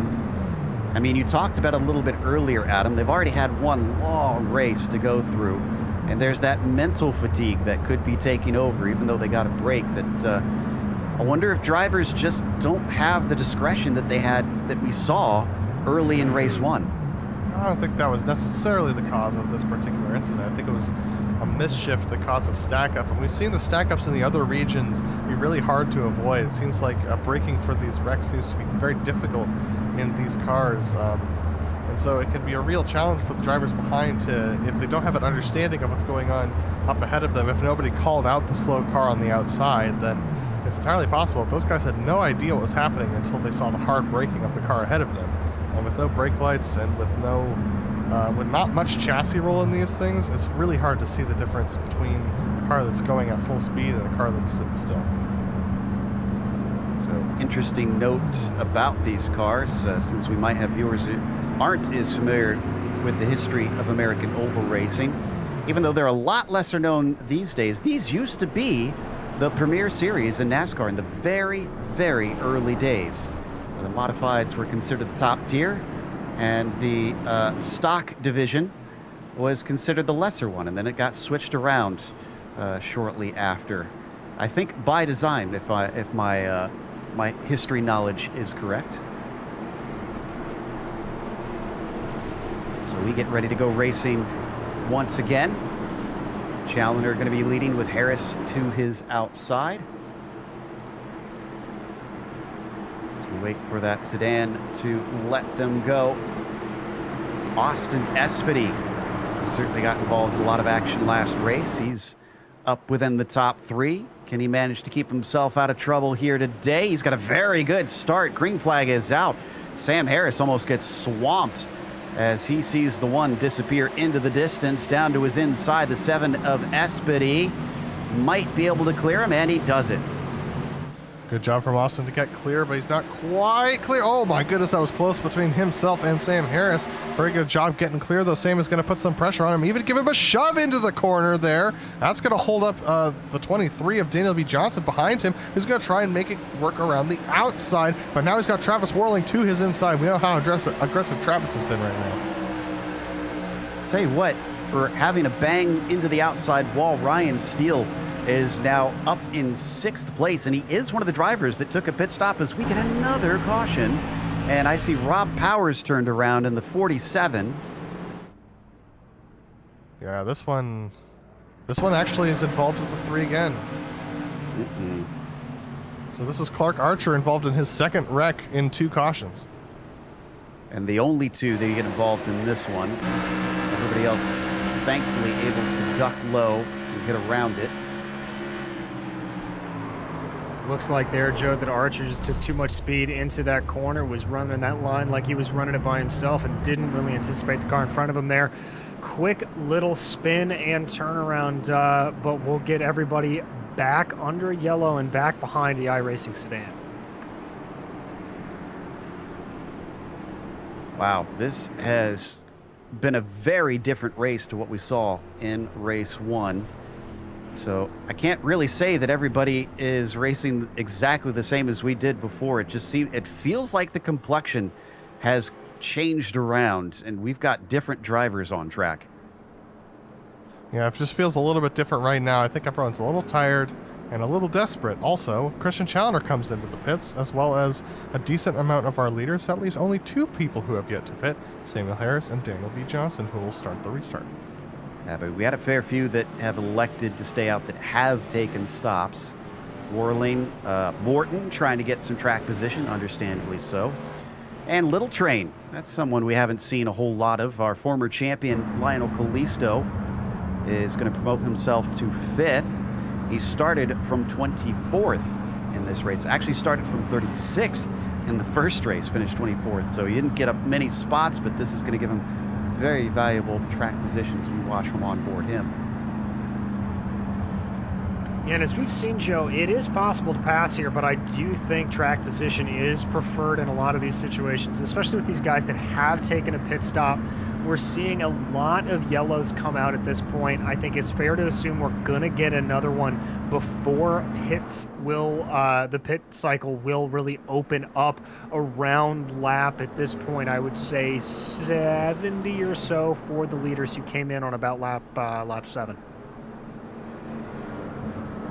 The other thing that I like about their choice to do the New Hampshire races here in the majors, as they did last time the mod showed up in this series, is and again, our viewers might be a little confused, thinking, well, a mile's not exactly a short track like we're used to. We tend to think of half-milers or maybe 3/8 mile tracks and things like that. But we have to remember that, yes, there is a big event that in real life that they're mimicking here. And these are very much northeastern-based cars. This discipline is born and bred up in the New England area and has so much history up in this portion of the States.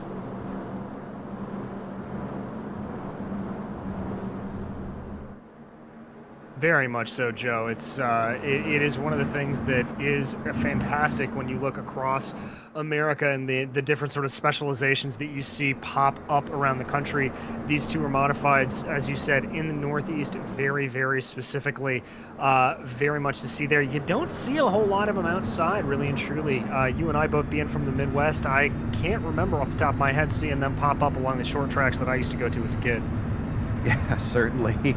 Well, and we're both close to Indy, so I think we're much more used to that sort of USAC sort of upbringing out there compared to these guys coming from a NASCAR background. As we now wait for them to restart another double file, but this time Sam Harris, who did not pit, will be on the point with Daniel Johnson to his outside. And will this change things around? Will we see Justin Morton, who has been quick at times, but not consistently so? Will he try and charge to the front like we saw him do in race 1? Here goes the iRacing sedan. It's in, and another early start. Sam Harris wanting to get himself away from all of that mess behind. And Daniel Johnson has Travis Worling challenging down to the inside of turns 1 and 2. Actually has to give way a little bit as the 90 almost drifts into him. He'll take second place away. This actually checks up the 9 and allows the likes of Brian McGreevy to get underneath him. Absolutely, Brian McGreevy trying to make a move now. Brian in the best position he's been in all night to make some sort of move up here at the front of the field. Justin Morton just stacked up behind those cars up at the front. The 90 of Travis Worling chasing now Samuel Harris at the front of the field, but Dale B. Johnson just seemingly can't get speed through the top of that corner. And look at this, the 9 getting pushed out a little bit wide. Very thankful for the VR he's got right now as he's trying to hang on there and make sure he doesn't get pushed wide by Brian McGreevy in the 68. He's just got barely enough room, a car's width, to try and get around that outside, drifting a little low. The kinetic car almost gets into McGreevy, but has to give him space. What a run by this 68. He's making the low line work now. Really is. That low line starting to come in a little bit more as the track has started to rubber in ever so slightly. And there you can see off to the inside, that's the number 2 of Lionel Callisto on a really good double overtake, moving his way by those gentlemen around him of Johnson and Morton. He is up to 4th. Oh my goodness, the 23 of Johnson, look at him. He's getting swallowed by the Forge Army as Thunhorst goes by. Now Walker and Morton right behind him. Henrique Halleck also in there. This is going to be tough as now that they have taken their stops, they're coming back into the fray and reaching the top 10, top 5 even. Similar to what we saw last race, but the Forge Army has got some troublemakers. They got Steve Driscoll tucked in there. They've got Brian McGreevy tucked in there. They also have a battle for the lead going on between Samuel Harris and Travis Worling that are now side by side as they exit 3 and 4. Ooh, did the 42 brush the wall there coming off the corner? Is very, very close. The UDOX number 90 trying to see if he can represent for the team, which hasn't really shown up at the front all that much today. He backs it up a little bit. Is he regrouping to try again later? I think it's a little column A, little column B there, Joe, because there is the regroup and there is the dive down to the inside for the number 90 of Travis Worling, trying to see if he can just pull up alongside, but no, Harris able to keep the momentum on the high side. It looks like in this stage of the race that Harris on the high side has just got that car planted. Wow, sticks with it.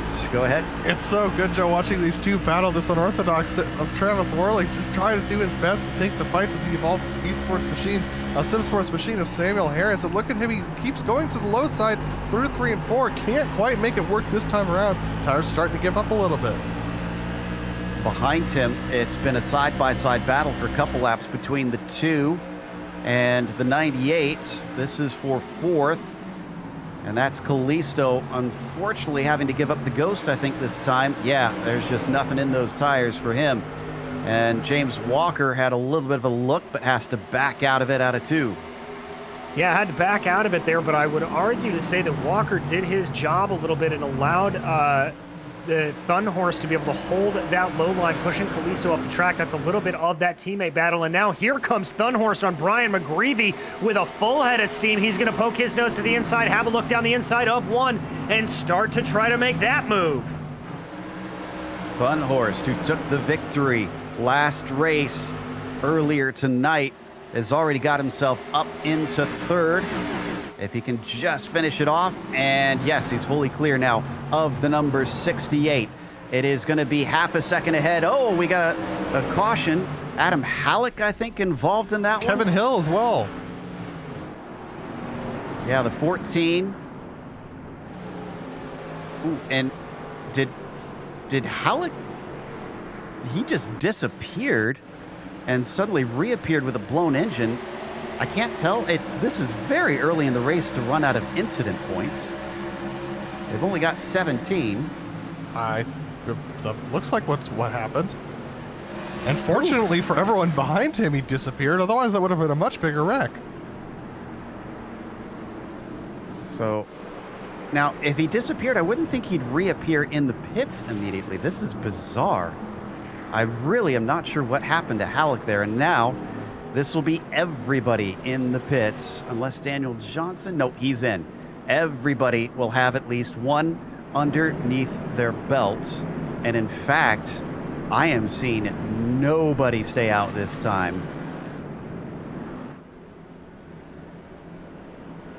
Yeah, Joe, looks like absolutely everybody coming down into the pits, keeping my eyes out to see if anybody's going to be taking tires here. Oh, a couple of drivers there are missing their pit box. I see Waring doing it, another one of the Forge guys up front as well. Yeah, that was Jason. Yeah. Oh. The 207 just going way too far. It took a long time to get it sorted out as well.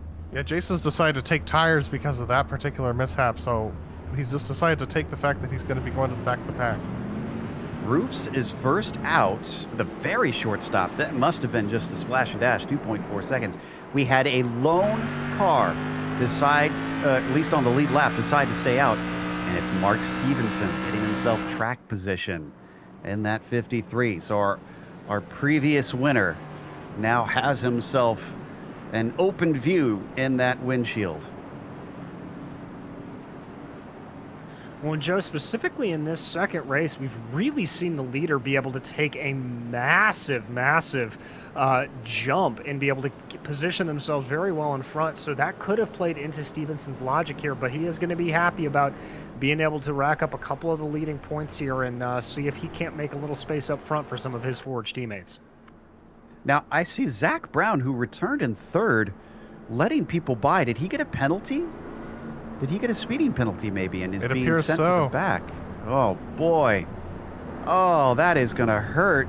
If he goes to the longest line, he'll be, I think, 30th. From 3rd to 30th for the 28 car. At least it's happening early in the race. He's got plenty of time to try and make it up.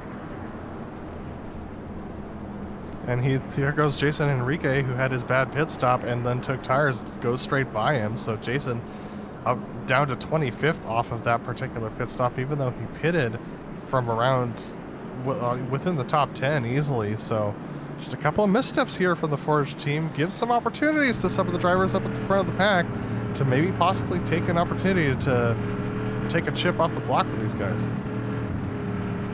We see Roofs once again. And yep, as you'd expect, taking little glances down to the inside, trying to watch out and see when that 53 gives the go. Behind him, they've got Matthew Thunhorst in there. And they've got the multi-time champion of Christian Challengers restarting in 4th place. How is this one going to play out? Still lots of racing left to go today. We're only on lap 32 of race 2. With 125 on the board. The iRacing pace car leads them around turn 4. Boy, there are a lot of marbles all around just offline. As the pace car is in, oh my goodness, where was Roofs? He was caught napping and then some. Rip Van Winkle for the number 26 as down to his inside. Here comes Josh Cully. Josh Coley out of nowhere up there trying to battle with that position.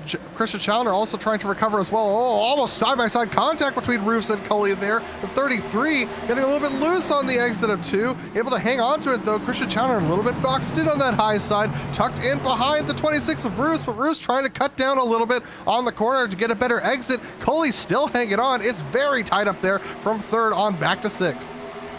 Oh, once again, they nearly bang wheels. Then chuck it down into 1. Make sure to pinch the 33 down to the bottom side. Roos does not want to give this one up. The car starts to drift, and he doesn't have the speed off the corner. If he doesn't watch out, Ryan Steele is closing in. He could manage to get a nose underneath. It's almost like these guys are running a restrictor plate race here, just double filed all the way back through, and you see Challenger swapping down to that low line, thinking maybe that is the way to go, as Coley's been able to fully get by Roofs in front, and Steele starting to take a look on Roofs in turn. Yeah, this is looking like a freight train scenario, and there's a little touch as Roofs has to catch it, and that's going to let both of them by. Everybody behind checking up, and another one underneath. That's Andrew Waring. Christian Challenger's going to be thinking his lucky stars for that checkup from Roos, but now that is Warling on the high side, trying to make his way back up to the front from where he finished last race. And man, they're just side by side. And look at this, Travis Warling looking to that low side, tucking it behind Brian Barnes. They're going to try and go around Roofs once again. And contact with Roofs is around. Oh, and he's going to get T-boned. That was Kinchlow. Kinch, unfortunately, the only odd man out on this one. Roofs unhappy, calling on the radio that he held his line. Let's take a look at it from our perspective. I'd say racing incident from what I can see. This is going to happen into turn 1, and you're going to see him tipped around by the popsicle man of Brian Barnes there in the bright yellow and blue. Yeah, we've seen a carbon copy of this wreck a couple times further back in the pack. And yeah, just a little bit, I think Roofs came down a little bit there into that line, and Lynn Kinchlow nowhere to go. He just caught up in the marbles there. Let's see, this will be the best perspective here from up top. Yeah, I think there's nowhere, he can't go lower through the corner, and Roofs cuts down into that second line that is kind of the bottom line around here right now. So yes, I believe it's a racing incident, but I think that it was avoidable regardless. Yeah, definitely hard racing just gone wrong. Christian Challenger stays out as the Forge guys decide track position isn't that key at this stage in the race, so they're going to come in and get more service. Anybody going to take tires? Or is this all fuel? This looks like fuel to me. Oh, and there's one of our Evolve cars once again missing it. Ah, there are tires going on to a few of our Forge cars. Yeah, it looks like pretty much all of them, with the exception of Justin Morton, I believe, are going to be taking tires there. Ooh, interesting there for Matthew Thunderhurst. Looks like he's taking both left and right side tires there. Oh, okay. Whoa, and it is a traffic jam leaving it. Look at that. Very close. Thankfully, nobody gets turned around and all of that. So the drivers that did not pit that time through were Challenger, Barnes, Espedy, Quinn, Chin stayed out, Pfeiffer, Daniel Johnson, Schmeier, and Roofs wanting to get some track position. I'm surprised that Roofs didn't need to come in for some repairs. He got hit pretty hard. It's going to be interesting to see whether or not Roofs can get off the line back there in the 9th position. This could cause another stack-up incident if he's down on power at all, so we'll have to keep our eyes on that. But Challenger, by staying out, retakes the lead of this race with Brian Barnes to his outside. Espedy, who's been looking pretty strong this race, but now that I mentioned his name, probably something's going to happen to him. Starting off in 3rd with Liam Quinn on the outside in 4th. It certainly has been messier than what we saw in the first race. Hopefully it cleans up. Have we lost anybody, though? No, I don't think we've lost a single driver. None of the, well, we had a fairly big incident at the start where we essentially had a big one, if you will. But we haven't lost anybody to a DNF yet. Kinchlow is taking repairs. I think he should be able to get back out before this is done, even though he had a big hit should be able to get everything banged together in return if he's looking for points. Yeah, we did lose Clark Archer because of those 2 incidents that he was involved in, and he didn't have an extra spare car, so he is currently our only DNF of this race so far. So we go double file yet again, and it's deja vu all over again because Christian Challoner has returned to the top spot for this restart. Going to be restarting on lap 41 out of 125.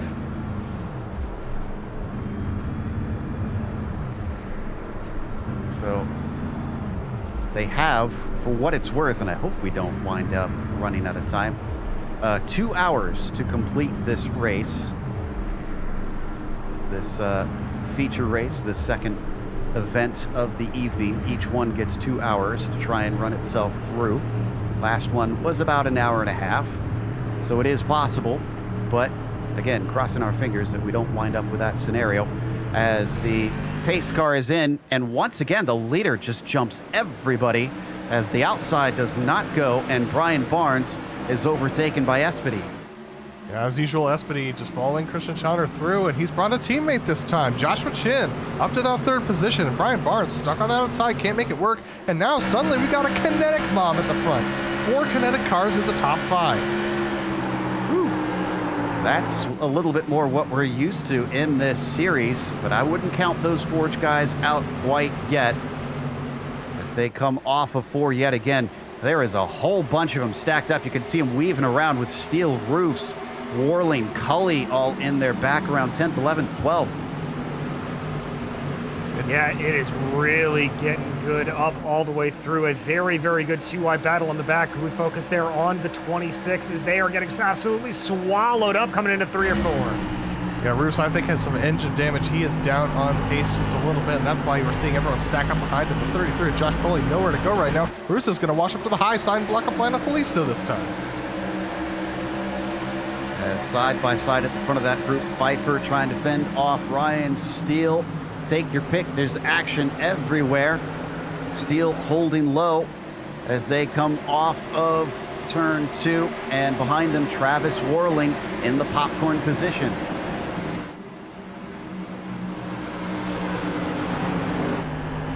Looks like Pfeiffer's gonna lose out as he comes off of 4 and even brushes the wall.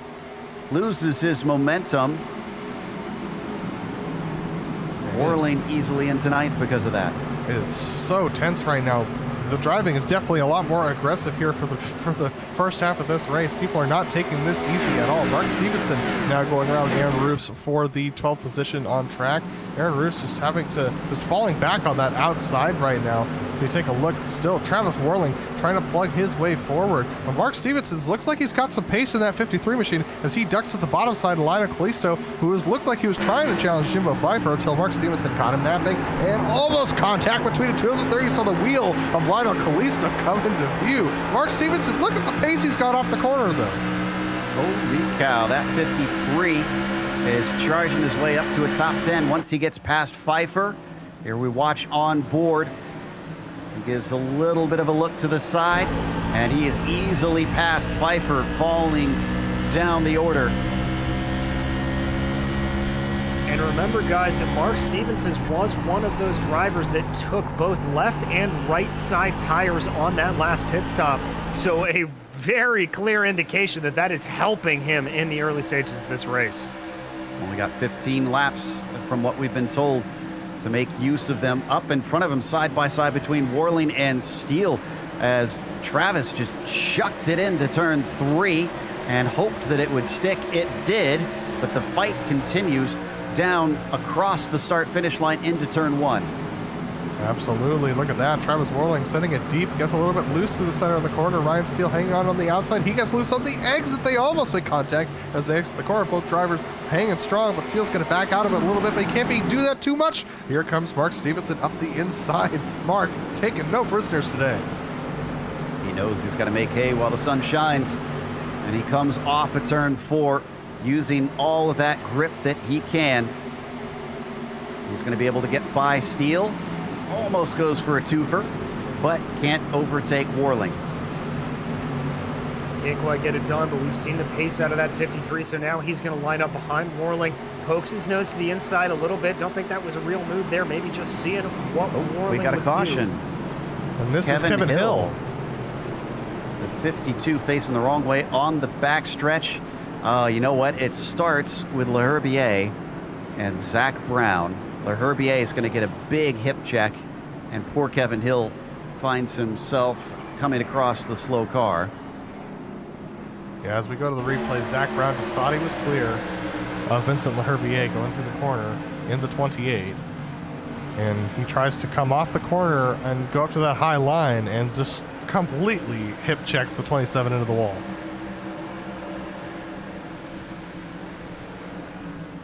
Yeah, that is going to be some real big damage, both on Hill and Leherbier.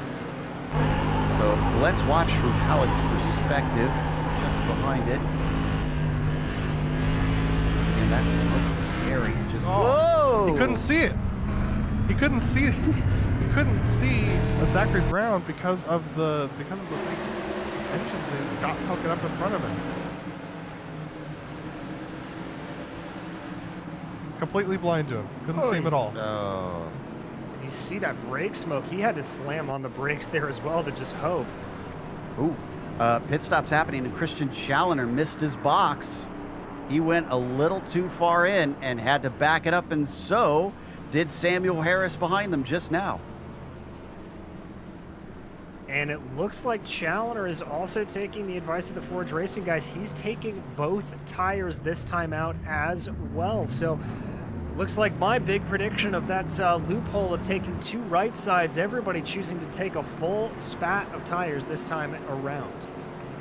Christian will return in P14 after that. Interestingly, it looks like Nichols was the first out.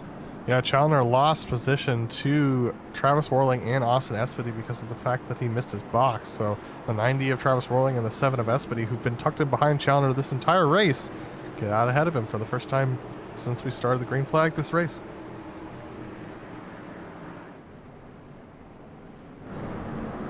Well, up at the front, here's more of our Forge cars, once again showing their might. Stevenson will lead.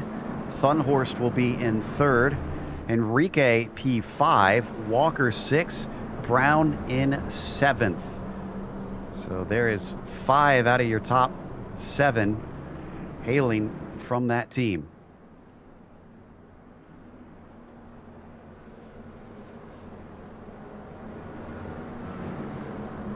Pretty sure we've already passed as many cautions as we had in the first race. In the second one, we're not even halfway through this event.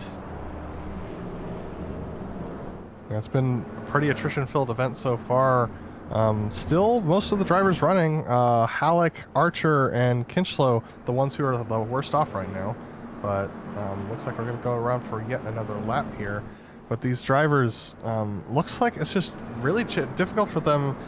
I think they got super antsy because of the closing stages of the last race, and that really has not worn off. They continue to fight aggressively for every position, like it's the closing laps of the race, whereas we're not even halfway through right now. So I think you're going to be looking at survival being king right now. Incredibly, with all the stuff that we've seen happen to David Hall, and for all the times we've mentioned his name involved in incidents, he's gone from 32nd on the grid to 9th right now in that number 10 car. So he's not doing too shabby, and that's with a pit stop that he just made in this sequence of a caution. So it's not like he's stayed out this time and has suddenly jumped his way up there. This seems legitimate. Very much so, and we saw him have some good speed in the last race, so I think still very much a dark horse as we get ready to restart. Pace car is in. Stevenson watching, and he is off. All of his teammates go with him. Ryan Steele, not sure that he's going to be able to keep back the 98 of Thunhorst, and indeed, he's down to his inside and through 1 and 2. He pulls back a little bit alongside him, But eventually it falls away, and the 98 is now our second place driver. And Christian Challoner actually starting out back in the 10th position got trapped 3 wide because of Austin Espedy and Lionel Kalisto going underneath him. So he's in a difficult position as well. But look at this battle still going on for that 3rd position. And look at this, it might possibly be 3 wide there, but look at that, Jason Enrique falling back a little bit. Driscoll looking for some redemption after his late race bump in the first event of the night. Caused him to... And we got a wreck. The 23's around. The 23 is around. Daniel B. Johnson gets sent into the wall. The mid-pack was battling like it was the last laps of the race, Joe. And that was involved with Brian McGreevy to his outside in the 68.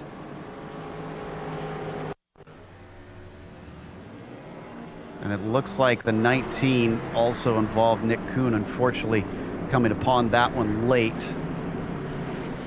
So here we're gonna watch this one more time. Here's the initial incident. That's McGreevy up high. 3 wide, just trying to navigate his way through. McGreevy comes down a little bit, and man, that's a hard hit. Yeah, that's a day over sort of hit, unfortunately, especially if you've already used your spare car. Pack it up and put it on the hauler. You know, I gotta ask the question, Joe. I mean, we're 55 laps into this race. 3 wide right now? Is this really the right time to go for that aggressive of a move when there's so much more of this race to go? Lots of guys still haven't taken their tires yet. I mean, that's some serious risk, and it's not working out for these guys. I wonder what happened between the 2 races that changed the style of racing so drastically, where we go from a relatively decent run with a few cautions spattered about here and there to suddenly just almost nothing but cautions. We've barely gotten more than maybe 10 laps green at a time at most. Joe, I think part of what it is just the adrenaline from the end of that last race lingering in these drivers' systems, and it can really take some time to reset and calm back down. And the fact that we had some fairly run-of-the-mill early cautions that we would kind of expect, cars starting out, heavy fuel loads, you know, colder tires, getting up to speed, and that just throws you out of it. And so what we really need to be able to sort of settle back down again is maybe 5 to 10 laps of just continuous green running, let these guys settle back down, get everything calm again, and I think we'll go back to a pace that we maybe saw in the previous race here. Yeah, and just on a similar note, in that last race, we saw a lot of single file running at the beginning of stints. And this race, especially towards the middle and the back of the pack, that single file running is not happening. These drivers have been side by side throughout the entirety of the stints that we have seen go green so far. So just, you know, I think the drivers just need to, you know, tighten their belts down a little bit and say, you know what, we're just going to give it a break right now and just see whether or not we can get a green flag run going. Because a lot of these drivers have setups that are built to go long, and they're not getting that opportunity right now. Good news is, looks like we are still on schedule to be able to finish it, but it is getting a little tight right now with an hour and 17 left on the clock, and we're 57 laps in. The 66th lap, I believe. 67th lap is our halfway marker. So drivers will need to start to get a move on. Can't have too many more cautions than we had in that first part. We will be going to a timed race here today, and we start to double file yet again to restart on lap 59. Well, Joe, the one thing that I am going to be watching a lot of during these restarts that we continue to see is the power of the inside line. The last couple of restarts we have seen, Stevenson and anybody else that has been in that starting position has just been absolutely able to fly away from the field. And I'm curious to see if Thunhorst here is going to be able to change that at all. So Stevenson will now have his teammate next to him instead, Matthew Thunhorst. But their old rival from that Evolve team, the 51 of Driscoll, is there with one of the Grizzly drivers, Ryan Steele, to his inside. Still 4 of the Top 6 are Forge racers. Pace car is in. A bit of a wait. Whoa, what happened there with row 3? Big wheel spin moment there for row 3, and now we've got a car underneath 3 wide as they go into the corner. That's some very intense stuff. So much for calm. I think the drivers are going to have some adrenaline going once again, Joe. The 51 might actually get into second place. He's challenging on Thunhorse as they come down into turn 3. Oh, Thunhorse, though, has his teammates around him to maybe try and help out. In fact, checking him up. Look at that. The 53 boxing him in. That's not going to go over well, and now here comes Steve Driscoll powering to the inside. He gets a nose just in there. They're going to hold it. Can they hold it together out of the corner? They are side by side. Indeed, they can. They're going to drag race down the backstretch. It looks like Stevenson's got a little bit of an advantage, but Driscoll's not going anywhere. Evolve versus Forge once again. He managed to get alongside him, and he's going to try it again through 3 and 4. That one not nearly as aggressive. As they come off the corner, he can't get into line yet. Unfortunately, Thunhorse back there in the 98 just squeezes that spot away. Guys, we are not even halfway yet. There's no need to be this aggressive, but look at this. Driscoll trying to put so much pressure on Stevenson. Stevenson finally fully clear now. He's got his teammate Thunhorse to put the pressure on now and try and make it around the outside. Driscoll stuck on that bottom side. It's not working out for him at the moment. Chatting away with his team, I think, here. Some communication behind the scenes, and it was a valiant effort, but the 51 maybe just doesn't have the stuff to try and get by. Ryan Steele giving watch, though. He could take advantage of things. Still fight for second, as the 98 hasn't finished off the 51 yet. We watch from onboard Stevenson as the two have been side by side for a couple laps. We got 3 wide moment going on down for the 13th position. Joshua Chin trying to go around the outside of Andrew Waring and David Hall. Waring trying to cut his way up towards the front of the field, and doing so by making very risky moves to try and get it done. Seems to be working out for him so far, but he's going to look to the bottom of Joshua Chin, who's going to turn straight down to the apex and can't quite do it. Back up to Driscoll, though. He's got a real good challenge for second still with Thunhorse. He's not willing to give this one up, but he's starting to fall back along the back stretch. Chucks it in down to 3. That gets him back alongside him. And Matthew Thunhorst has not been losing ground to our leader in all of this, interestingly. The two side-by-side racing still find themselves about 2/10 back from Mark Stevenson. Ooh, and there's a little poke to the inside from the 97 of Walker, seeing if he can get involved with Ryan Steele there sitting in 4th.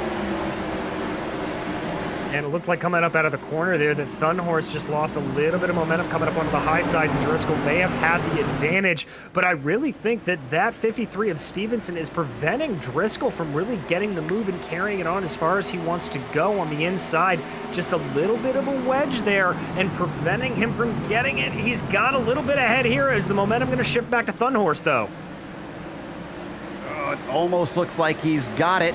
Look at the little poke out there from the 97. Not sure what that was about, but still, this has been the fight of the race since this last restart.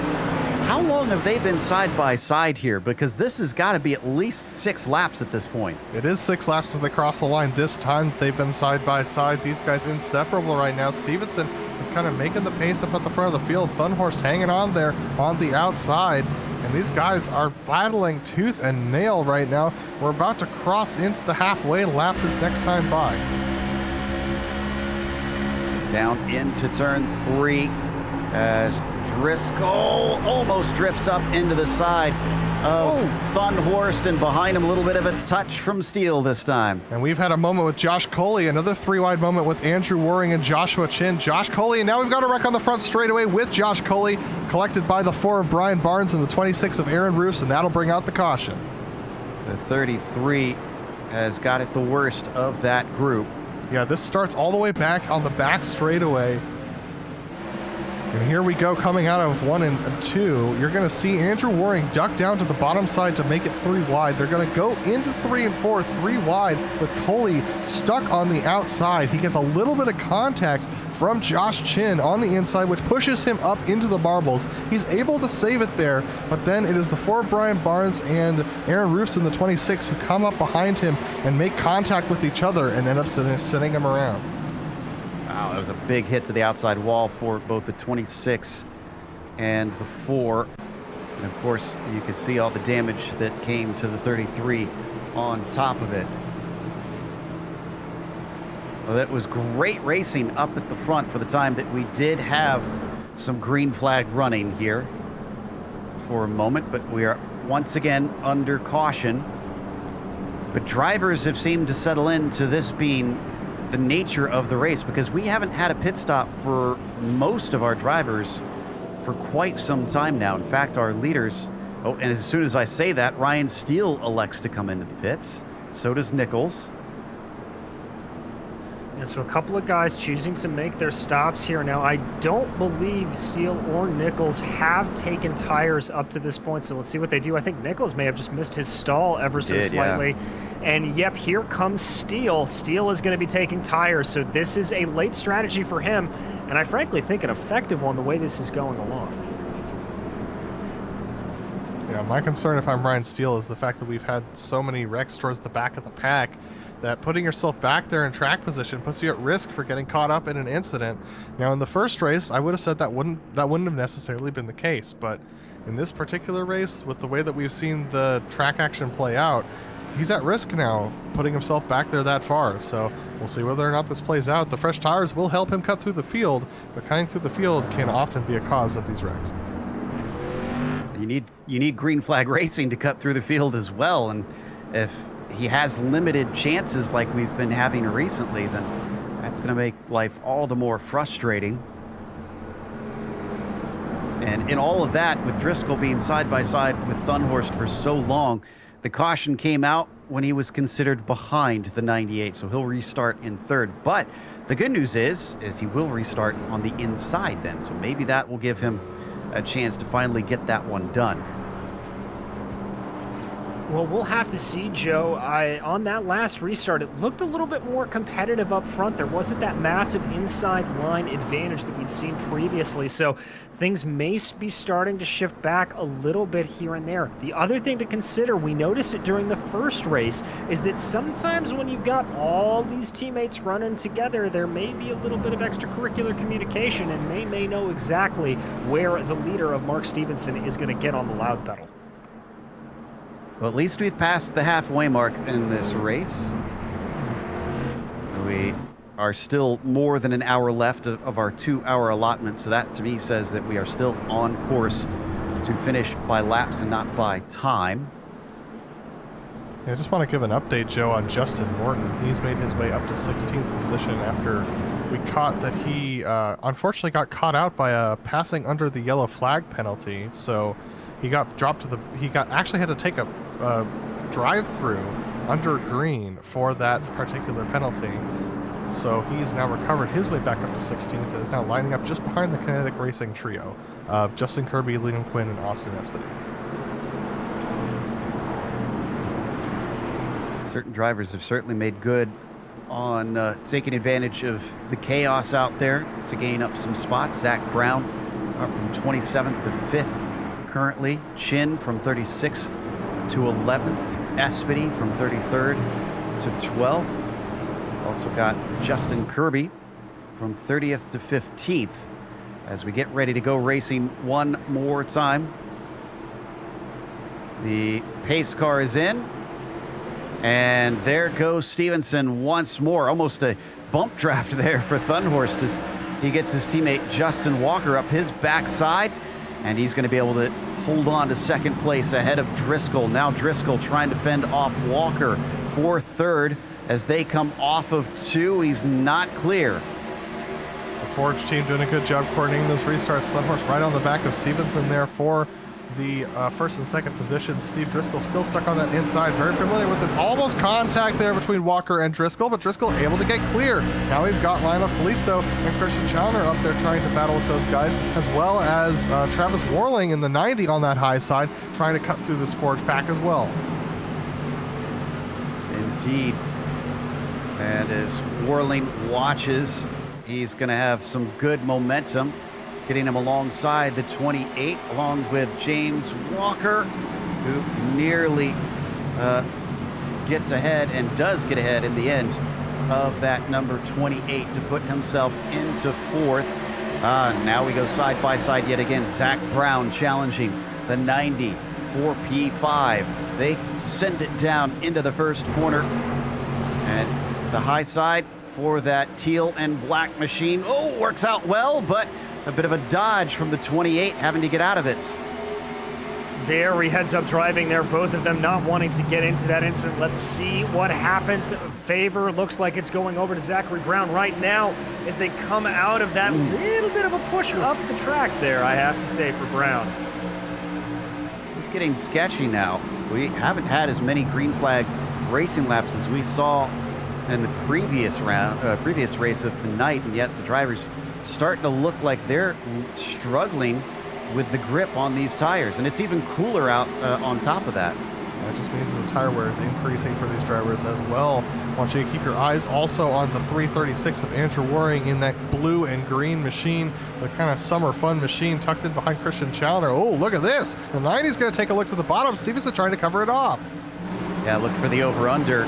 He got chopped off on the exit of that corner. Oh. Enrique, and he's going to chop down on top of him yet again. Christian Challenger, who once again has to try to take avoiding action, sees a chance to get past. He's sitting in 8th, looking for 7th.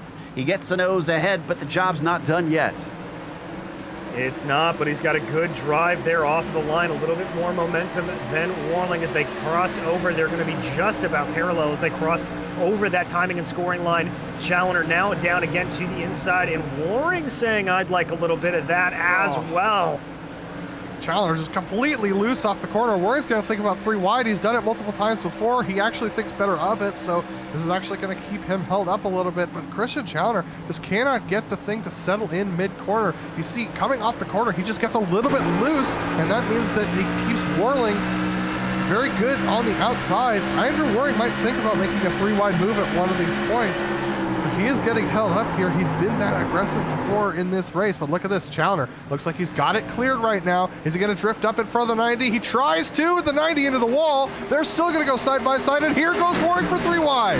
Yeah, a little bit of wheel spin from the 1 caused that one. He gets underneath him, and he's given space. Somehow they don't wreck, but Waring has to give up the ghost. There's no grip all the way down on that very shallow end.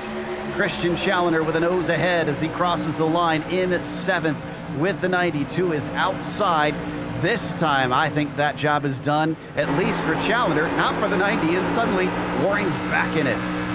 Yeah, Travis Waring just absolutely getting swallowed up there as now they're trying to fight it out. Waring diving down to the inside, trying to hold it, seeing if that aggressive driving style is going to pay out, but Waring continuing to keep up good momentum, but it looks like there that the 336 able to do a little bit better than Challenger did. He's got a little bit more ahead when they crossed over the timing and scoring line. Good late dive into the corner there. But he's still not clear, and the 90's going to have the momentum with that little bit more banking. And once again, Andrew just can't slam the door on him quite yet. And we got a caution. Oh, this is with the 26 again. And I think we had another driver run out of the incident limit, unfortunately. No, it looks like he continued on. That's Johnny Nichols. This is Eric Smith, who ends up drifting a little bit wide on the exit of the corner. Just not quite enough margin there left.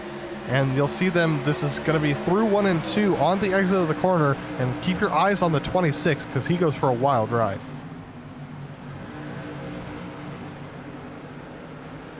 Yeah, he's going to get up on the wall. And then, unfortunately, there's really no time for everyone behind to try and avoid, and just gets tossed around, unfortunately, without a thing you could do about it. There's Johnny Nichols in the 14 who got caught up in the incident as well with major damage. Aaron Roofs, I believe he's going to be out of it. Yes, he's not taking a faster pair. He's got a blown engine, so that's the end of the day for Roofs. Sad way to see that day end. And a miserable looking number 26 probably going to be taken to the hauler from here. He could try and get it repaired. He's got about an hour to do so, depending on how long we wait. So he's kind of glancing around, maybe assessing things, trying to figure out where it all sits. Only he knows how much time he has left on those repairs. So now we have Stevenson in the lead, Thunhorst second, Driscoll third. That was how we saw it before. Walker is in P4, Zach Brown in fifth, and Henrique in sixth. So 5 of our top 6 are now our Forge drivers, and then Christian Challoner, our current points leader, rides in 7th. And Joe, Travis Worland, one of the combatants we saw in that very, very fierce mid-pack battle, he has decided to dive down into the pits here on lap 81, taking fuel and tires on both sides of the car. Interesting strategy call. Now, granted, DJ, correct me if I'm wrong, but everyone can make it to the end of the race from this point on. And we've had a long enough run that I don't think they could, based upon the last caution. Do you think that would be right? No, looking at it, I think the guys who came in on the last pit stop, that would be on lap 68, that's going to be for sure. So the highest runners of those guys, that's Steele, Hall, and Hutchinson. The guys who came in on 49, that's going to be very, very close. They may be able to do it, but they're going to have to maybe be a little careful and pray for a couple more yellows. I was going to say, keep in mind, we've had a lot of cautions here, so I kind of wonder, and if they were stopping plenty early on, that could have helped them as well, making sure that they can stay as topped up as possible all the way up to that point. But we get ready for another restart.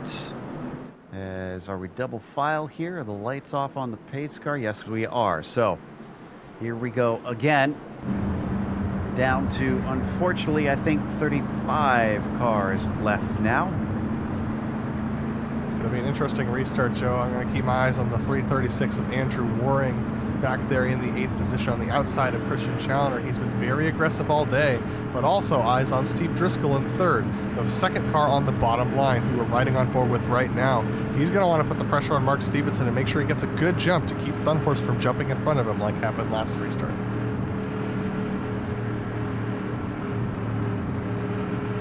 Right, as the clock continues to tick away, we're already to nearly 5 p.m. virtual standard time, but we shouldn't obviously reach nighttime here because they don't have lights here at Loudon.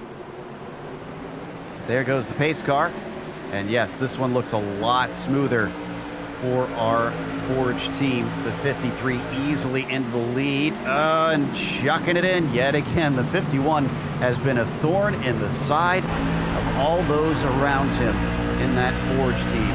He's trying to retain 3rd place over 97. So far, so good, but he's not done with the overlap. These cars looking really unhappy on this restart. Lots of folks sliding around in the center of the corner. Just these cars getting very loose at this time. But look at that, the 51 diving to the inside. We've had a car around. Vincent Leherbier has actually hit the outside wall. He's in the pits. Fortunately, we're going to stay green. No caution. And not only has there been battling there for 3rd, which finally goes in favor of Driscoll. Walker falls back, but there's a bunch of side-by-side racing back around Callisto, Morton, Quinn, Kirby. I see Sam Harris involved as well as Steele. This is basically a Noah's Ark back here. It is indeed, and they got very lucky on that restart. There was a little bit of contact between Espedy and Callisto, forcing Callisto very high into turn 1, but they were able to gather it back up under them. And there you can see right in the midst of that, that is the number 9 of Justin Morton fighting his way back to the field. That's Quinn around. He's going to collect one of our Evolve cars. Travis Warling as well. That's Sam Harris.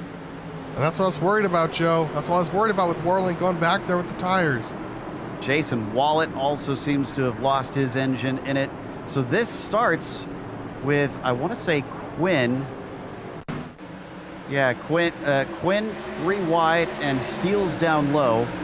Steele gets tipped, and that sends the 42 of Sam Harris into avoiding action. Unfortunately, that avoiding action goes right into the 25. And take your pick from here. Oh. Yeah, the 90 of Travis Worling just caught up in that incident, nowhere to go. Having taken that pit stop for fuel and tires looked like a good strategy when he came in, but this is the risk you run going back in the field. He came to a very sudden halt there. The 114 flying into the air. I think that might be night done for Wallet, unfortunately. Oh, and he was doing such a good job about going slow and trying to be out of the way, and yeah, he was a very innocent victim on that one. Just kind of picked his spot, and then that just happened to be where a car flew back across the track and plowed into him. Some interesting confusion about who's pitting when towards the back of this field with those who are involved in that wreck. Travis Worling, Liam Quinn, Sam Harris, Vincent LeHerbier, Eric Smith, and Lyndon Swaby all came in, but some late decisions that ended up holding up the rest of the guys. So very fascinating stuff going on for those trying to figure out how to handle this damage that they collected in that wreck. Well, our winner from the first race, Matthew Thunhorst, is still sitting in second, right behind the third place finisher from that race.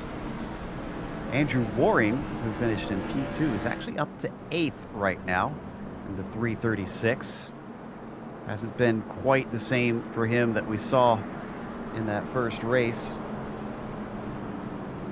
but still making sure that he is in the hunt at least. We're coming down to 30 laps to go soon.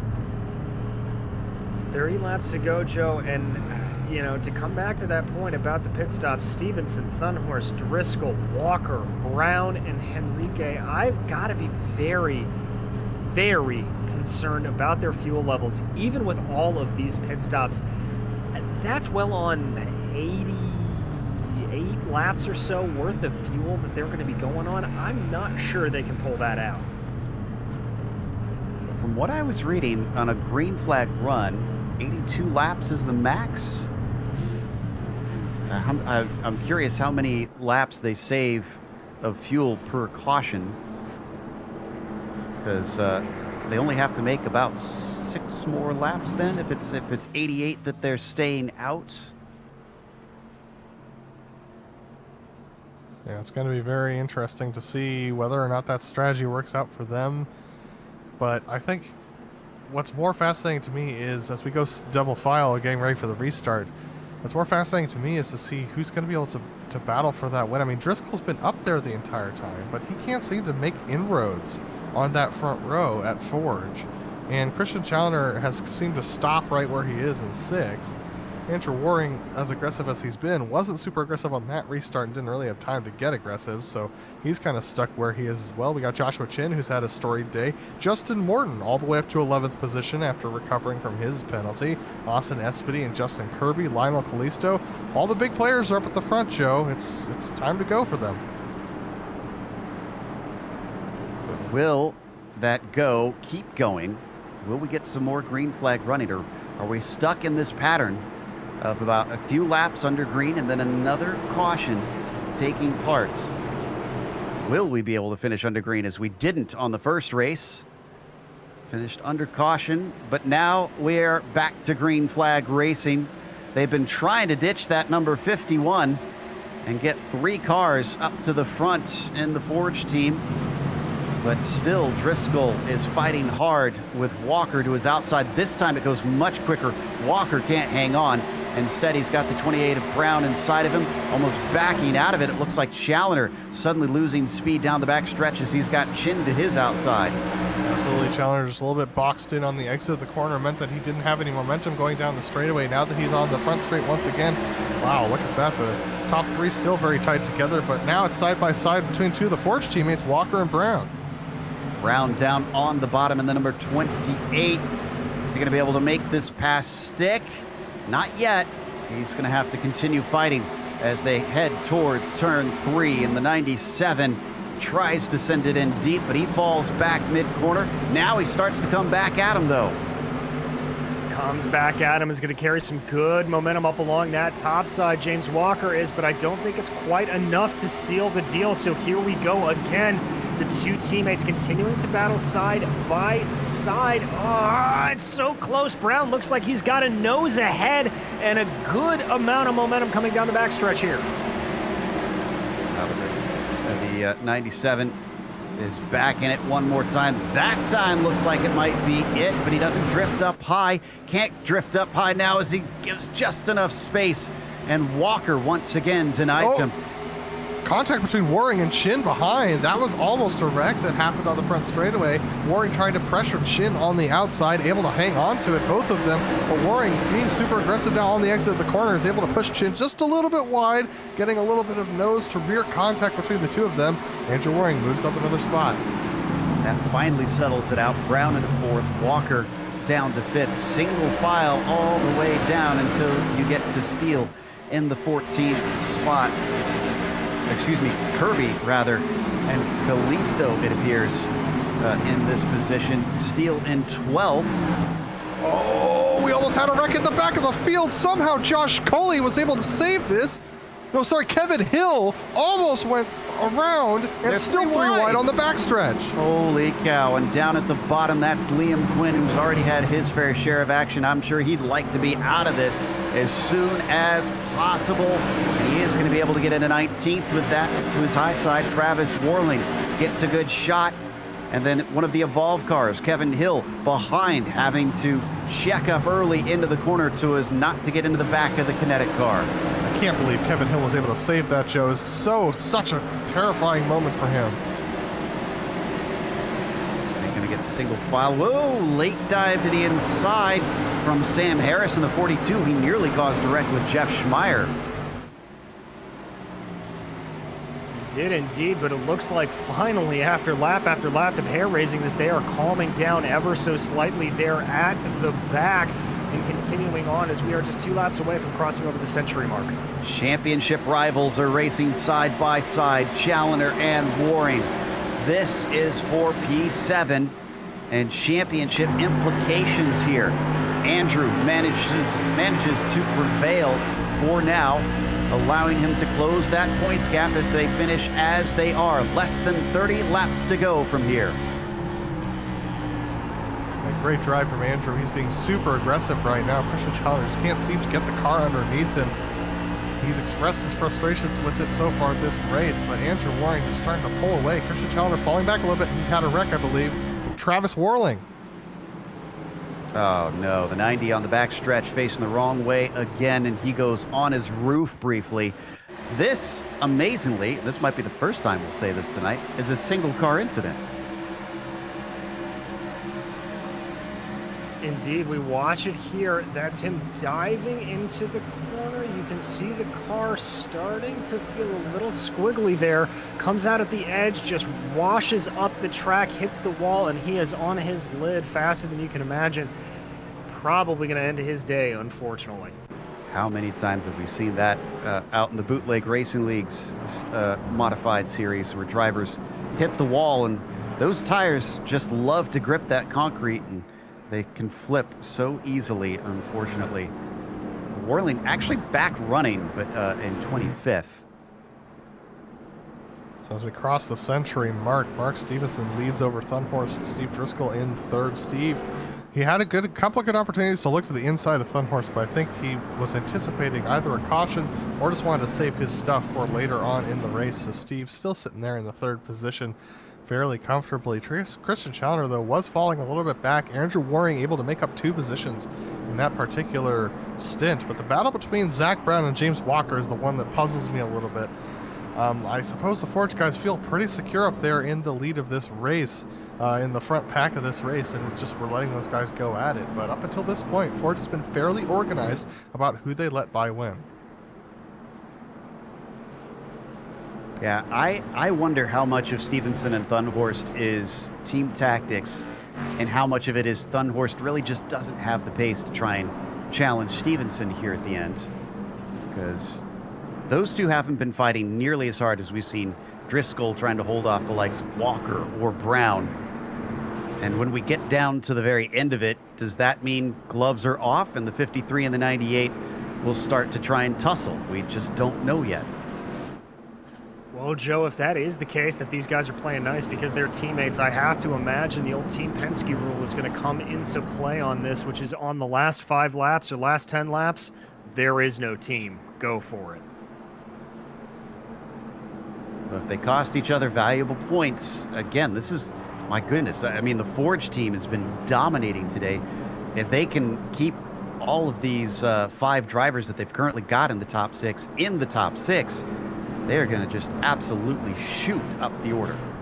Absolutely, and considering the fact that Forge is only 10 points behind Evolve Sim Sports, and Evolve only has 2 drivers in the top 10, this would give them the opportunity to slip straight by Evolve and jump into the lead of the team standings going into the next round. So they've got to be thinking big picture here, because this is one of the best opportunities they're going to have to collect a lot of points. Depends, I guess, on what's more important, both to the individual and to the team as a whole. As the pace car, well, I thought was going to peel in. They've fooled me here because they looked pretty double file. We're going to go around one more time. Looks like we'll restart on lap 104 with just over 20 laps to go. We've had the track cool down significantly since the middle of the first race. It's 83 Fahrenheit now, since it's gotten quite cloudy here in this second event, and the sun continues to get lower in the sky. It's already past 5 p.m. virtual standard time. And that's going to make things a little bit harder for these drivers as it gets cooler and cooler. It's getting out of that sort of Goldilocks zone for tires that we like to talk about. They're going to find it harder to find a little bit of grip. So that will start to be a factor, especially coming off of these restarts. I think if I'm seeing right, we're down to roughly 33 cars left running, I think, out of our 37 starters, unfortunately. As we get ready to go, and the pace car is in. This one a much better start for Thunhorst, who's nearly even with the 53. Drops back a little bit, and he tries to find a hole, but the 51 almost gets inside of him. He leaves space, and that might be his undoing. No, I think Driscoll can't quite keep with it, but up into the wall goes the 28 of Zach Brown. That checks up his teammates behind him. Yeah, very, very close there for everybody to almost wrecking out there. Oh, wow. All the way out in the gray. That's the 28 of Zach Brown. And it's going to be 3 wide as they exit the corner as they go side by side with Andrew Waring and Jason Enrique as well. Very close racing there. The Forge guys trying to maintain control of this, but they're being very threatened by Andrew Waring as he dives to the inside. Oh my goodness, sideways for Joshua Chin on the exit of 2. Zach Brown all out of sorts with that one, and he's still being challenged by Waring. Andrew managing to get to the inside as behind them Chin and Henrique still battle. Coming off the corner as we ride on board. Look at him, nearly touching wheels, and they do touch just briefly. And another little nudge as they come into the first corner. The 28 unfortunately goes way too wide. He's too shallow into the turn, and behind them more contact. That's going to send Chin up towards the wall, but he manages not to hit it. I do not know how Joshua Chin was able to keep that thing off the wall, but he is able to continue on right now, but that's going to compromise him a little bit to Christian Challoner, but Chin getting a good run on the outside. Challoner getting a little bit boxed in there, and I think that's going to allow for Joshua Chin to keep competitive now as they come up behind the 206 of Jason Enrique. They have unhooked the chains because everybody is just on the loose here, willing to fight tooth and nail now as we come down to the final 20 laps. On board with Henrique, watching the battle between Chin and Challoner. Absolutely, that's Justin Morton tucked in behind Challoner, trying to get past Chin, but Chin making it work on the high side. Challoner once again loose on the bottom of that corner, and looks like Justin Morton trying to think about an opportunity to go by. Christian Challoner has room to the high side. He knows Morton's fast, so he's going to stay down there on the low side, checking up everybody behind. Lionel Calisto, Austin Espedy, Brian Steele, Justin Kirby, all battling as well. Now that accordion and the entire group behind them down to almost nothing for a brief moment. We watch from on board one of our Forge drivers still fighting hard. This is Morton's perspective as he has come back from his penalty in a big way, now up into 10th spot. Indeed, it's a very, very impressive drive from Justin Morton as he tries to figure out the way he wants to get by Christian Challoner here. You see, wow, glancing up to the wall to see how close he was. Justin, it was close enough. I don't think you need to look at that one, buddy. But now he keeps behind Challoner here, trying to find that competitive angle. Your top 10 pretty much all running single file at this point. As this has been happening, Thunhorse does look like he's trying to challenge Stevenson. He's been poking his nose, and this is actually at times checking up Driscoll, who almost left the door open for the 97 there into 1 and 2. And you can see him now go down low to try and cover things off. And there is another little shot in the mirrors as the 98 shows himself to Stevenson, his teammate, letting him know, I am here and I am fast. Driscoll, it looks like Thunhorse is backing up the corner just a little bit. Driscoll wants to carry the speed through, so that's why you see, wow, Thunhorse with a good run, decides not to look this time on Stevenson, and Driscoll still tucked in behind them. You can see that Thunhorse goes a little bit slower there. Mark Stevenson on board with him, looking out the rearview mirror. Look at how calm, cool, and collected he is, still talking to his team, still communicating. So possibly they're trying to decide probably when Thunhorse is going to be allowed to make the challenge, but Driscoll just tucked up right behind him, so close you can't even see him in this shot. Yeah, one little mistake is going to open the door. They've not only got Driscoll, but don't forget that's Waring, 2 of the Evolve cars, making up positions and valuable points here on the Forge drivers as they now, and we got a battle there looking for 4th place as Waring is managed to get side by side with the 97, but absolutely sending it in. And he's going to look for the over-under. Almost gets beside him. Walker covers him off. Oh, we've got a wreck at the back of the field. The 30 of Jeff Schmeier goes around, as well as Brian Barnes in the 4. And this was a wreck that was happening for about half a lap, Joe. These guys were fighting tooth and nail, dragging it out like it's the end of the race that it is. Here we see the replay. Yeah, I think Barnes is the one that you're going to see get the first of the tips. This is into turn 3 that it'll happen. Here we go into turn 1, and it's already pretty wild as they're 2x2 into the corner. Barnes is going to get a touch from behind from Cully in the 33. That's the white and yellow machine that you can see. I think he had to slow up from the 25. That's Quinn. Oh, but Quinn got breaks a bump. early. Wow. Who Quinn didn't touch each other and all that? I think everybody touched each other. Quinn just braked a little bit early for the corner and stacked up everybody behind. Just when I thought it had it sussed out, like we were joking, it's just everybody at some point seemed to make contact with somebody else in that melee, and the results were predictable, unfortunately.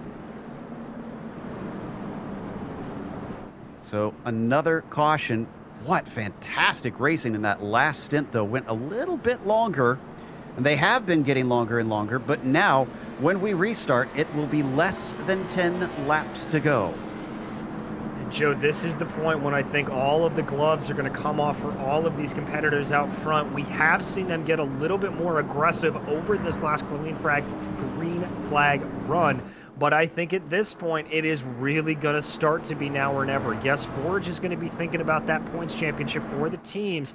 But at the same time, if you are looking at the second or first step of the podium, you're going to do everything you can do to get on that first step. Well, and if you want that first or second step, considering we do not have the green-white checkers, the drivers basically have to be at the front. They cannot count on anything saving them. Either you are in the front or you risk losing this race, because once we get 4 to go, a caution will end it and the places will be locked in.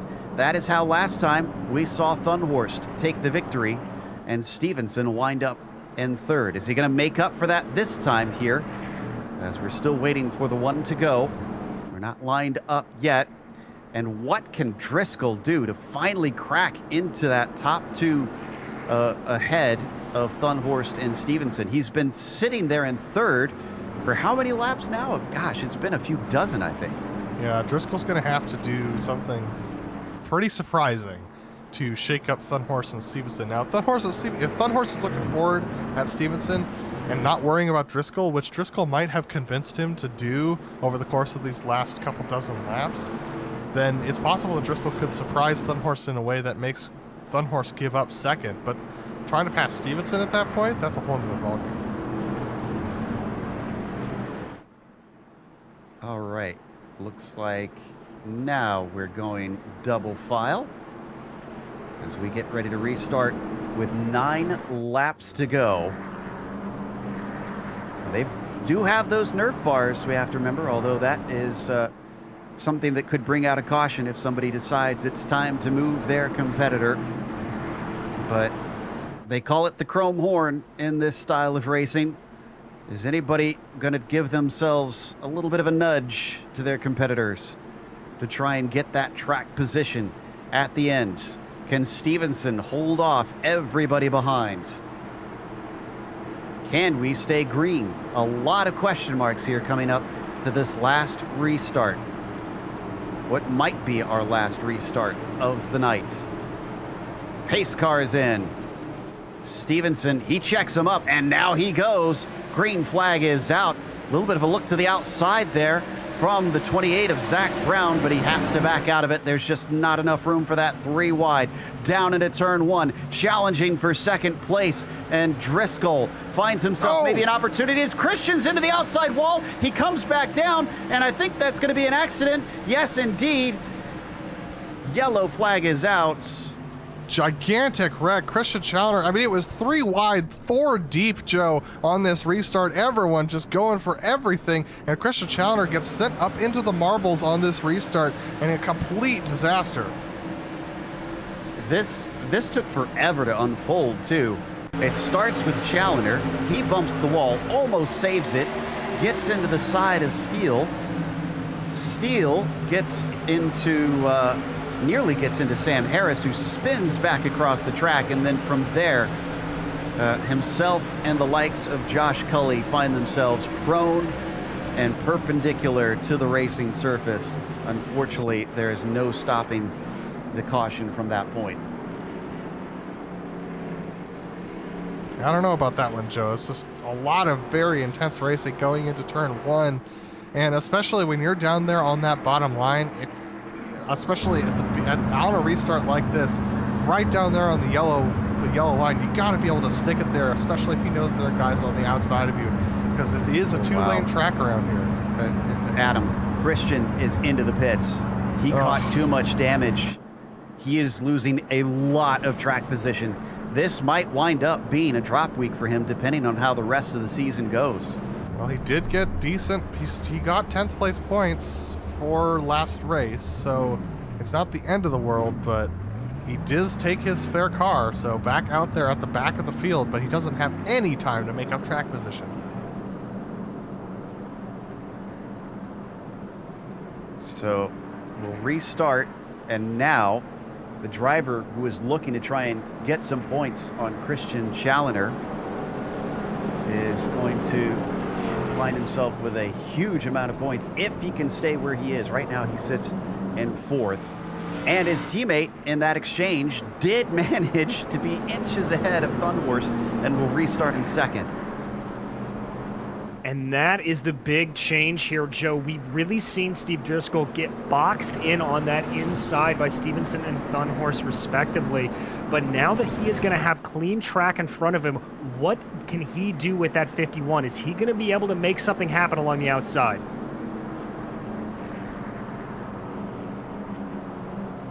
All right, let's see. Still not going single file. Still got the lights on. So we got to go one more through, which means we will restart within the no coming back zone. It'll be 4 to go. If they get another caution, that will end the race for sure.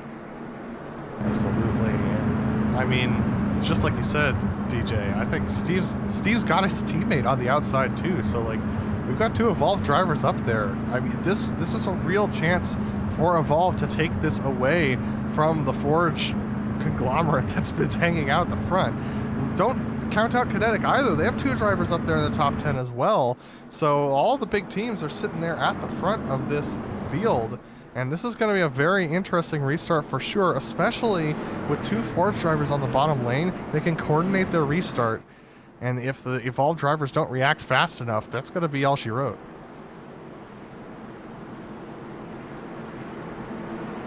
Well, let's see how it all plays out in just a moment's time.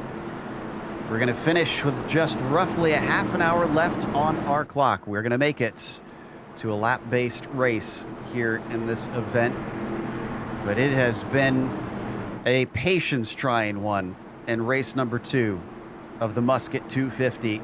The first one gave us such fantastic action, and suddenly it seems cooler heads have fallen apart here in the second event of the evening with an incredible slew of cautions tonight. But still, when it has been green, it's been a lot of fun out on track. The 53 waiting for the pace car to come in. There it goes. He's off early, and they do time it well. Look at this. Here it comes. The likes of Matthew Thunhorst giving his teammate a bump draft. That is Waring trying to push the 51 up alongside him, just managing to get him to try and fight around the outside of 1 and 2. It'll carry on down the backstretch. 4 to go. A little bit of contact behind from Zachary Brown on the outside wall. They got the 43 dumping it down on the inside. It's going to be 3 wide as they go into the corner. Back there for the 10th position. Still 3 wide as they go around. Joseph Morton stuck on that high side. Still 3 wide as they exit the corner. Everyone able to hang on to it, but the battle's for the lead between Driscoll and Stevenson. Where did Driscoll come from in that? He is going a long way around, and he might even have it. He falls back mid-corner, and his teammate unfortunately loses out. He can no longer help his wingman. The 51 and the 53 are going to have to duke it out themselves. He ducks down to the inside, and he touches him. There's the Krone horn. He almost goes around, and there's the caution. That's the race. Driscoll will be our winner. That's going to be a contested win, Joe, and the Major Series is not known for taking away wins due to contact like that. I think that's going to be a very, very hotly talked about win. Ooh. And Stevenson already incensed on the radio. Wow. And they, oh boy. Yes, it is very heated, I can tell you right now, on the radios of drivers talking. We'll get the white flag this time by, and Driscoll. The interviews are going to be interesting, to say the least, after this race. The 51 just has to cruise around. Thunhorst, though, after a win last race, will take second. This will be fantastic points for him. I'm sure he'll be ecstatic about that. And Walker finding himself in third. Where did Challenger wind up in all of this? He was 19th, so he might not actually be in the points lead after tonight. Yeah, it'll be interesting to check and see where that falls. But Joe, as you said in that last break, this series does take into account drop weeks, so this may end up being a drop week for Christian if that's the way the cards fall. And if you think that history doesn't come into play in this, drivers were referencing races from last year in terms of what happens tonight at this very last caution. So, memories like elephants, as they like to say. The drivers just do not forget, especially here on the oval side. I think this is not the last we've seen of this rivalry, especially between these teams and between the likes of Driscoll, Thunhorst, and others, as the victory goes to Steve Driscoll, Thunhorst coming home second, and Walker with third. That's going to take us to a quick break here on the Global Sim Racing channel. We'll come back with the unofficial results as well as driver interviews.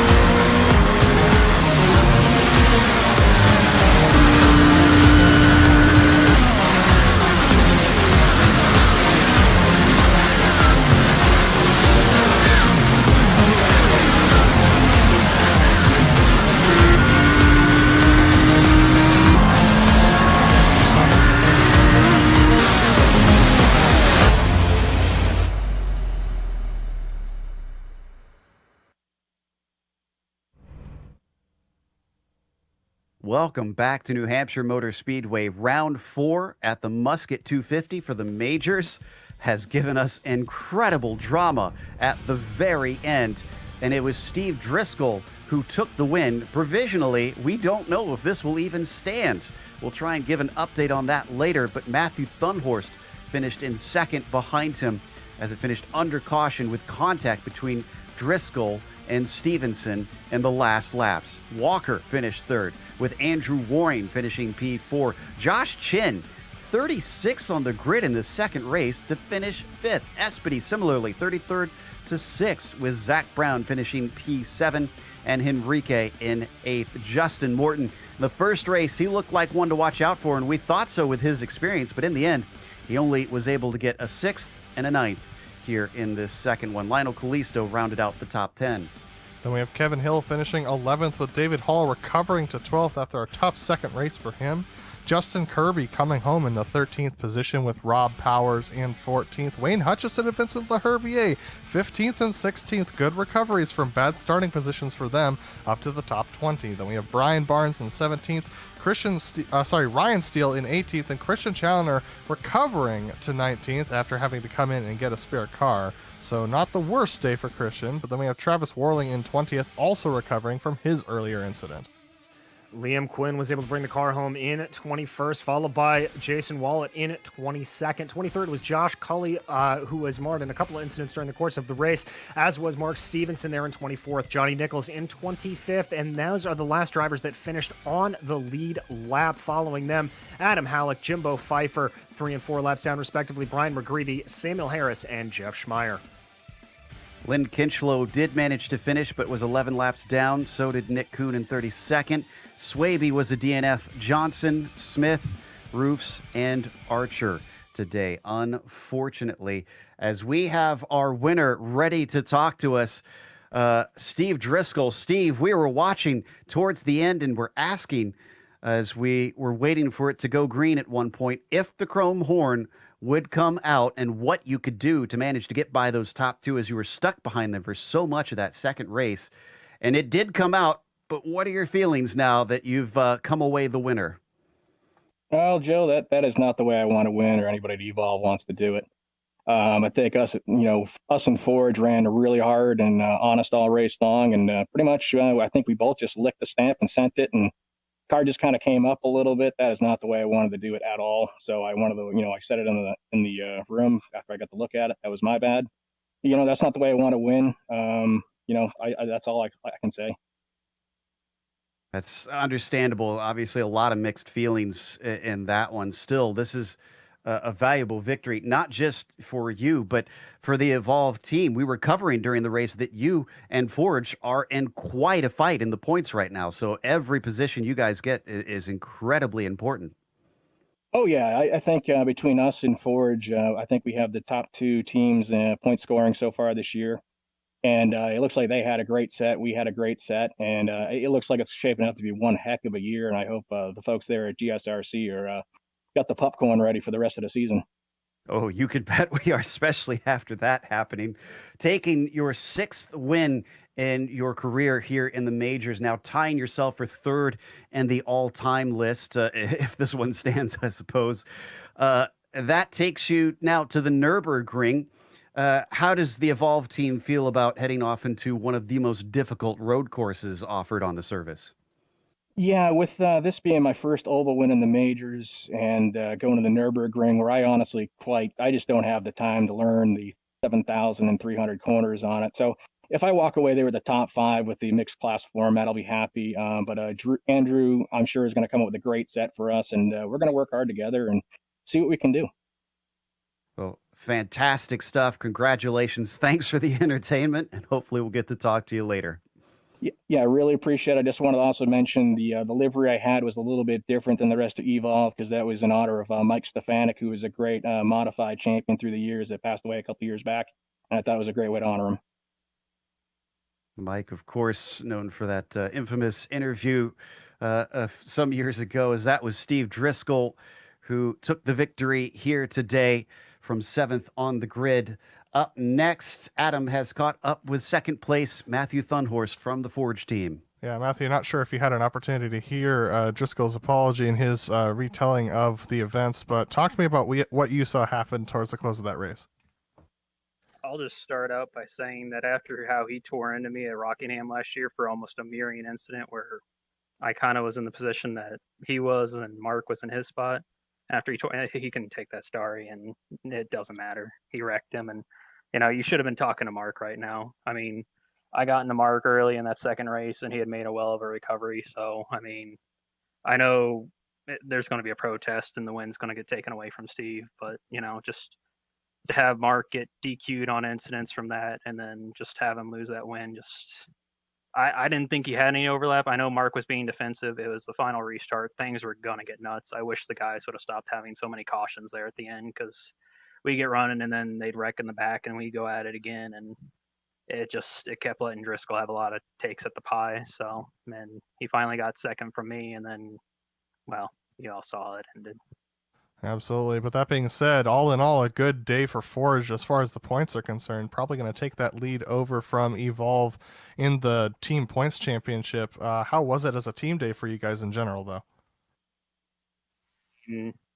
Just basically up to lap 120 and just going with maybe Mark having a great day. This would have been a day you couldn't have topped, and that would have been a true cherry on the top. And because I know you all broadcast the Euro, so we were working in a technical alliance with Missed Apex and Bombshell, and they went 1, 2, 3, 4 over there, and we were looking. I got the win first heat, and that was good. I think we finished. I think Mark got third there, and we just had a strong presence up front all day, and we brought a really good set, and we showed it off really well, and all the guys really busted their hearts out and did a really good job this round. And it's a shame that this kind of dark cloud is hanging at it on the end, but taking that away from it, I mean, this was an amazing round. Absolutely, Matthew. And before we let you go, is there anyone you want to thank for your second place? Yeah, just all the guys at Forge, they gave me a lot of help this week. We put in a ton of laps, just even this round to get that set up as tuned up as we did. And I got DMG United with Paul Slavonic on the hood, Rethread Clothing Co. Our company. They came on board as a secondary sponsor, and just thanks to them allowing us to carry the sponsors on their name or on our car, and just thanks to the Forge guys in general. They really put their hearts out, and it really showed this round. Absolutely. Well, constellations, Matthew, and congrats on the second place finish, and we look forward to seeing you next round. Thank you, guys. That was Matthew Thunhorst, second place finisher, and looks like DJ has caught up with James Walker, who finished in third. Well, James, I think a chaotic day and a chaotic ending is the simplest way to put it. But how did you see everything shaking out there? I was just trying to survive. The racing was so chaotic. I wasn't sure I was going to make it through that last race. I got in the back of the pack, and it was just mayhem. But, somehow I made it to the front and lucked out into a podium. Well, it's a pretty good result for you on the day. A P5 in that first race and then a P3 here. That's going to shoot you and Forge up in the standings, I have to imagine, and keep that battle very tight with your competitors. Yeah, pretty good points haul. I think this will get dropped anyways because my result in Daytona was better, but it should help with the team standings. Well, it should indeed, and we start to look ahead to next month. Obviously, we've got two for next month, as it were. We head to two of the most famous racetracks in the world, in the Nürburgring and the Indianapolis Motor Speedway. Are you looking forward to one more than the other? I'm really looking forward to Nürburgring because we have VLN, the 24-hour, and then majors. So I got lots of time to learn the track. But I've never done a national race on either track, Indy or Nürburgring. So it'll be really interesting. Well, all right. That timing is certainly going to work out for you, it looks like, and we'll be keeping an eye out for you, James. Anybody you'd like to thank tonight for your third place? Big shout out to Matt. He put an impressive amount of time into putting together this setup. And thanks to Forge, Rethread, Majors Garage, and you guys for doing the broadcast. Well, thank you. That was James Walker, your third place finisher. And now Joe Peak has caught up with Andrew Waring. believe Adam's got Warren with him right now. Adam, go ahead. Absolutely, Andrew. You were absolutely charging through the field in those short little stints between each of the restarts, making some three-wide moves and really putting a challenge on to some of the big names in this series. Talk to me about that last half of your race as you climbed your way back through the field. Well, first off, the only reason I was able to do that was definitely Steve Driscoll put a hell of a car under everybody on the Evolve team. Other two guys got mixed up, unfortunately. And once I got behind Christian there, we went through a string of cautions where I just kind of stuck. But then in front of me was a forge wall. Honestly, they did a really good job as a team this event. They were able to play the numbers game on the restart as best as they could try. And then finally in that last restart, Steve and I were able to get the outside line. And I think we were starting to come around them and, just a little bit of contact between me and Matthew at the end. But it was a great event for me personally. Absolutely. And how much of a difference was it between the on-track behavior between the first race and the second race? Because we felt like we were noticing something up here in the booth. Yeah, I mean, it definitely seemed like something definitely changed. But the first race, like me, Steve, Matt, and I believe it was Justin Morton ran a 50 laps or something like that, nose to tail, no contact. And then, in the final race, everybody's been on their tires, 100 laps, and stuff happens. It was pretty aggressive up there at the front, obviously. They're open wheel NASCARs. I don't know what people expect. I think everybody got into everybody. So the racing, in my opinion, was really fair. I had a great event. Around me, at least. Well, Andrew, congratulations on your top 5 finish, P4. Is there anyone you want to thank before we let you go? Yeah, just Steve, obviously, again, for the setup. It was unbelievable. Tranco and Direct Innovations, they're sponsors. They provide us all the server time we need. You guys at GSRC, cannot wait again to watch the broadcast back. I'm sure it's great, especially race 2. And just the majors in general, they put a lot of work into this, and I really appreciate everything they do. Absolutely. That was Andrew Waring, our 4th place finisher, and it looks like Joe Peak has caught up with Mark Stevenson. Indeed, who unfortunately has to settle for P24 in the end. Mark, we understand if you're upset after that one. I don't know if you heard the apology from Steve Driscoll during his interview. He mentioned that he doesn't want to win one that way, rather. But what is it from your perspective? How do you feel about that incident? It's a last lap incident, and I'm sure the competition committee will make a fair judgment on it. Obviously feeling pragmatic, I take it, after that happened. Before, though, you and the Forge team certainly had some incredible cars throughout that race, and keeping the Evolve guys on their toes. How did it feel inside the car? Was everything just kind of rosy and smooth? Yeah, no, it felt really good. The Evolve guys were kind of turning it on there toward the end of the stint. But no, the car was great. We honestly, we couldn't have a better car. Matt did a lot of great work, and that paid off for his win. And I just wish it would have ended a little bit better, because that setup deserved to be up front and not in 24th. Well, this was definitely a bit of a learning experience all around, from here in the booth to the drivers down and the organizers. What are your takeaways from this second attempt at the Musket 250, since we had it a couple years ago, but this was an incredibly stacked field this time? The race was good. Up front, it was good. I know there was a lot of action in the back, and it's too bad that the second race was pretty caution-filled, but the first race was really good. Lots of green flag running, and I couldn't have it any other way, but this is my first Musket 250, so that's all I have to go on. But it sucks to be taken out by the same guy in 2 races of 4 in the same season. That's all I have to say about that. I have to admit, you do seem impressively calm considering the situation. Commiserations, and who would you like to give a shout out while we've got you? All the guys on the team. There's Rethread Clothing Co. that provides our hats and gear, and we've got Major's Garage that provides some great sets for us to start with the baseline and driver and elite sets. And everybody on the team are just fantastic guys. And as much as it sucks to finish a race like that, we came out well. I got a third in the first race, so happy with that, and battling with Andrew. But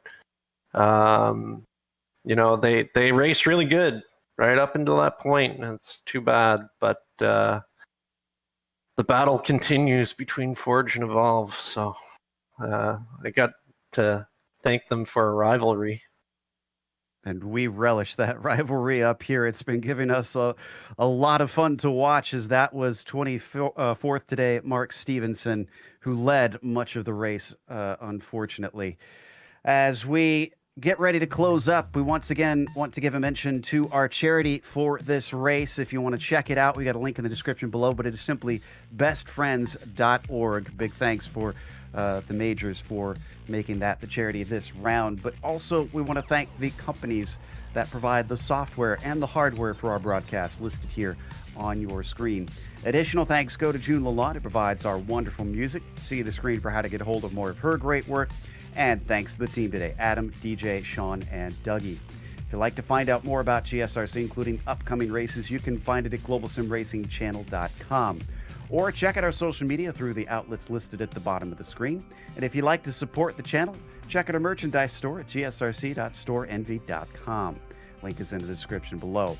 Don't forget to subscribe to the YouTube channel as well, so you don't miss a moment here on GSRC. The next race, as we mentioned, will be the Nürburgring 2.4, Sunday, May 2nd at 8 p.m. Eastern. We also have upcoming races for other series listed on the screen, so check those out and mark them down on your calendar. Until next time, race clean, race hard. See you on the track.